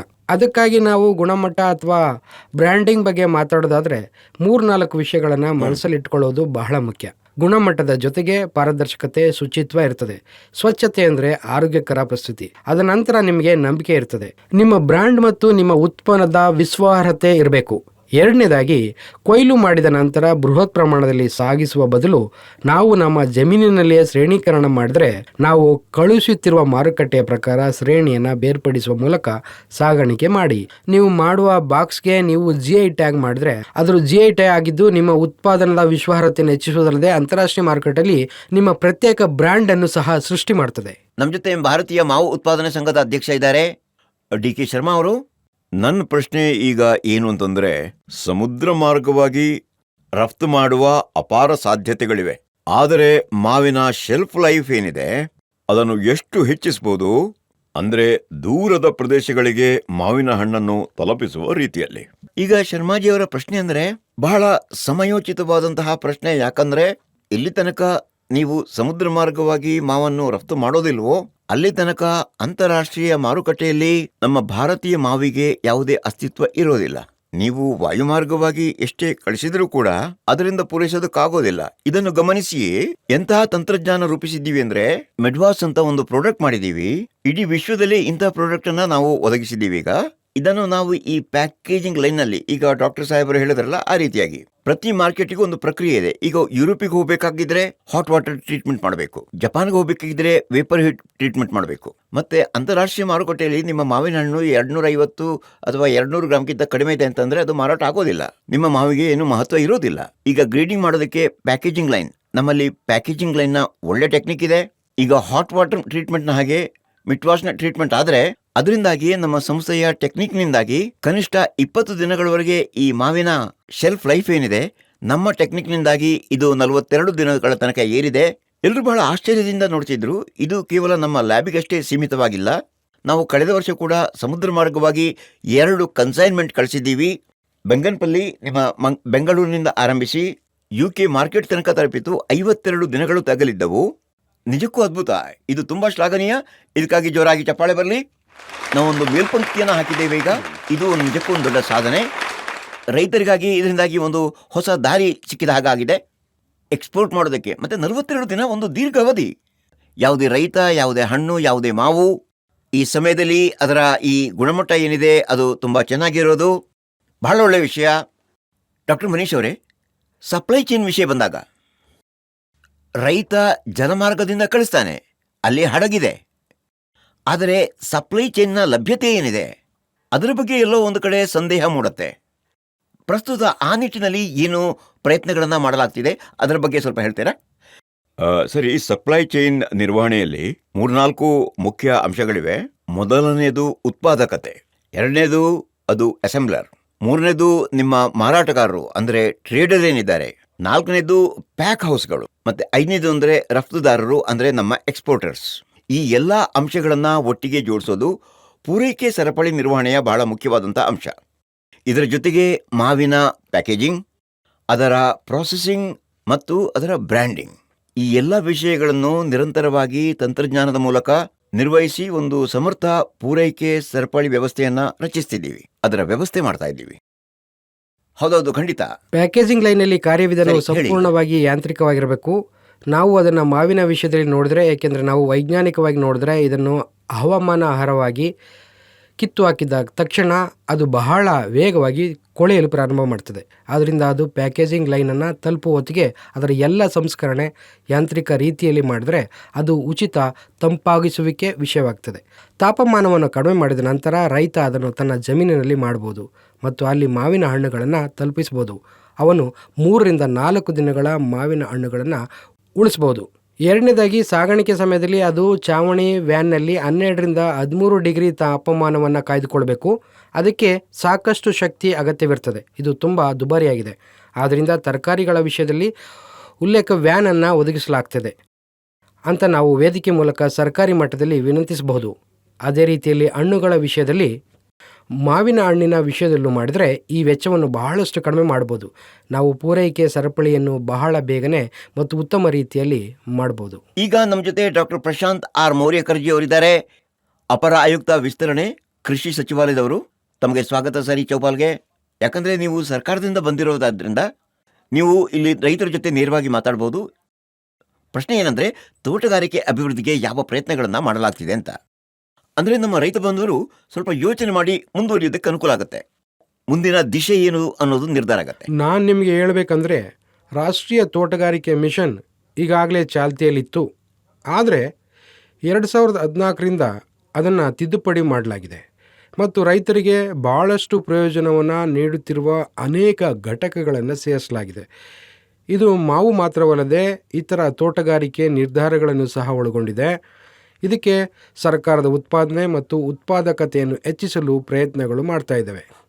ನಾವು ಅದರ ಬಗ್ಗೆ ಮಾತನಾಡಿದರೆ 2014ರಲ್ಲಿ ಇದನ್ನು ಸಮಗ್ರ ತೋಟಗಾರಿಕೆ ಮಿಷನ್ ಅಂತ ಕರೆಯಲ್ಪಡುವ ಲೇಖನಗಳ ಸಮಗ್ರ ಅಭಿವೃದ್ಧಿ ಮತ್ತು ದೇಹವನ್ನಾಗಿ ಮಾಡಲಾಗಿದೆ. ನಾವು ಅದರ ಘಟಕಗಳ ಬಗ್ಗೆ ಮಾತಾಡೋದಾದರೆ, ರೈತರಿಗಾಗಿ ನಾವು ಮಾಡುತ್ತಿರುವ ಕೆಲಸದ ಬಗ್ಗೆ ಮಾತನಾಡಿದರೆ, ರೈತರಿಗೆ ಉತ್ತಮ ಗುಣಮಟ್ಟದ ನೆಟ್ಟ ವಸ್ತುಗಳನ್ನು ಹೇಗೆ ಒದಗಿಸಬಹುದು ಎಂಬುದರ ಬಗ್ಗೆ ವಿಶೇಷ ಒತ್ತು ನೀಡಲಾಗ್ತಾ ಇದೆ. ಎರಡನೇದಾಗಿ, ನಾವು ರೈತರೊಂದಿಗೆ ಮಾವಿನ ಬಗ್ಗೆ ಚರ್ಚಿಸುತ್ತಿದ್ದಂತೆ ಹಳೆಯ ದಾಸ್ತಾನನ್ನು ಸಂಪೂರ್ಣವಾಗಿ ಹೇಗೆ ಮರಳಿ ಪಡೆಯೋದು ಎಂಬುದರ ಕುರಿತು ಚರ್ಚಿಸಲಾಗ್ತಾ ಇದೆ ಮತ್ತು ಇದರ ಬಗ್ಗೆಯೂ ಕೆಲಸ ಮಾಡಲಾಗ್ತಾ ಇದೆ ಮತ್ತು ಇದು ಒಂದು ಪ್ರಮುಖ ಚಟುವಟಿಕೆಯಾಗಿದೆ. ಮೂರನೇದಾಗಿ, ಮೌಲ್ಯ ಸರಪಳಿ ಸಂಬಂಧಿಸಿದ ಮೂಲಸೌಕರ್ಯಗಳಾದ ಶೀತ ಮೌಲ್ಯ ಸರಪಳಿಗೆ ಒತ್ತು ನೀಡಲಾಗ್ತಾ ಇದೆ ಮತ್ತು ನಾವು ಉದ್ಯಾನದಿಂದ ಮಾರುಕಟ್ಟೆಗೆ ಹೋಗುವ ಬಗ್ಗೆ ಮಾತನಾಡುತ್ತಿರುವಾಗ ಮಾರುಕಟ್ಟೆಗೂ ಇದರಲ್ಲಿ ಪ್ರಾಮುಖ್ಯತೆ ನೀಡಲಾಗ್ತಾ ಇದೆ. ರೈತರು ಮತ್ತು ಮಾನವ ಅಭಿವೃದ್ಧಿ ಸಂಪನ್ಮೂಲಗಳಿಗೆ ಮಾಹಿತಿಯನ್ನು ಒದಗಿಸಲಾಗ್ತಾ ಇದೆ. ಮಾನವ ಅಭಿವೃದ್ಧಿ ಸಂಪನ್ಮೂಲಗಳ ತರಬೇತಿಗಾಗಿವೆ. ಆದ್ದರಿಂದ ತರಬೇತಿಯ ಮೂಲಕ ನಾವು ರಾಜ್ಯ ಸರ್ಕಾರಕ್ಕೆ ದ್ವಿತೀಯ ಸಹಾಯವನ್ನು ನೀಡ್ತೇವೆ. ಈಗ ಎಲ್ಲ ರೈತರ ಸಹೋದರ ಸಹೋದರಿಯರಿಗೆ ನನ್ನ ವಿನಂತಿ ಏನಂದರೆ, ಜಿಲ್ಲಾ ತೋಟಗಾರಿಕೆ ಅಥವಾ ಬ್ಲಾಕ್ ಮಟ್ಟದ ತೋಟಗಾರಿಕೆಯಿಂದ ಈ ಯೋಜನೆಯ ಬಗ್ಗೆ ಗರಿಷ್ಠ ಮಾಹಿತಿಯನ್ನು ಪಡೆಯುವ ಮೂಲಕ ಅವರು ಗರಿಷ್ಠ ಪ್ರಯೋಜನವನ್ನು ಪಡೆಯಬಹುದು. ಸದ್ಯಕ್ಕೆ ಇಂದಿನ ಕೃಷಿ ಚೌಪಾಲ್ನಲ್ಲಿ ಚರ್ಚಿಸಲಾಗಿದ್ದು ಇಷ್ಟೇ. ನಾವು ಮಾವಿನ ಹಣ್ಣಿನ ಬಗ್ಗೆ ಮಾತಾಡಿದ್ವಿ, ಅದರ ಸಿಹಿ ರುಚಿ ಬಗ್ಗೆ ಮಾತಾಡಿದ್ವಿ. ಮಾಧುರ್ಯದ ಜೊತೆ ಪರಂಪರೆಯೊಂದಿಗೆ ಮುಂದುವರೆದಾಗ ಉತ್ಪಾದನೆಯನ್ನು ಕೂಡ ಹೆಚ್ಚಿಸ್ತೀವಿ. ಮತ್ತೆ ನಾವು ಬೆಳೆ ರಕ್ಷಣೆ ಬಗ್ಗೆ ಮಾತಾಡಿದ್ದೇವೆ, ತೋಟದಿಂದ ಮಾರುಕಟ್ಟೆಯವರೆಗೆ. ಆದರೆ ಅದರ ಶೈಲಿ ವಿಶೇಷವಾಗಿತ್ತು. ಮತ್ತೆ ಭೇಟಿಯಾಗೋಣ ಒಂದು ಹೊಸ ಚೌಪಾಲ್ನಲ್ಲಿ ಹೊಸ ವಿಷಯದೊಂದಿಗೆ. ನಮಸ್ಕಾರ.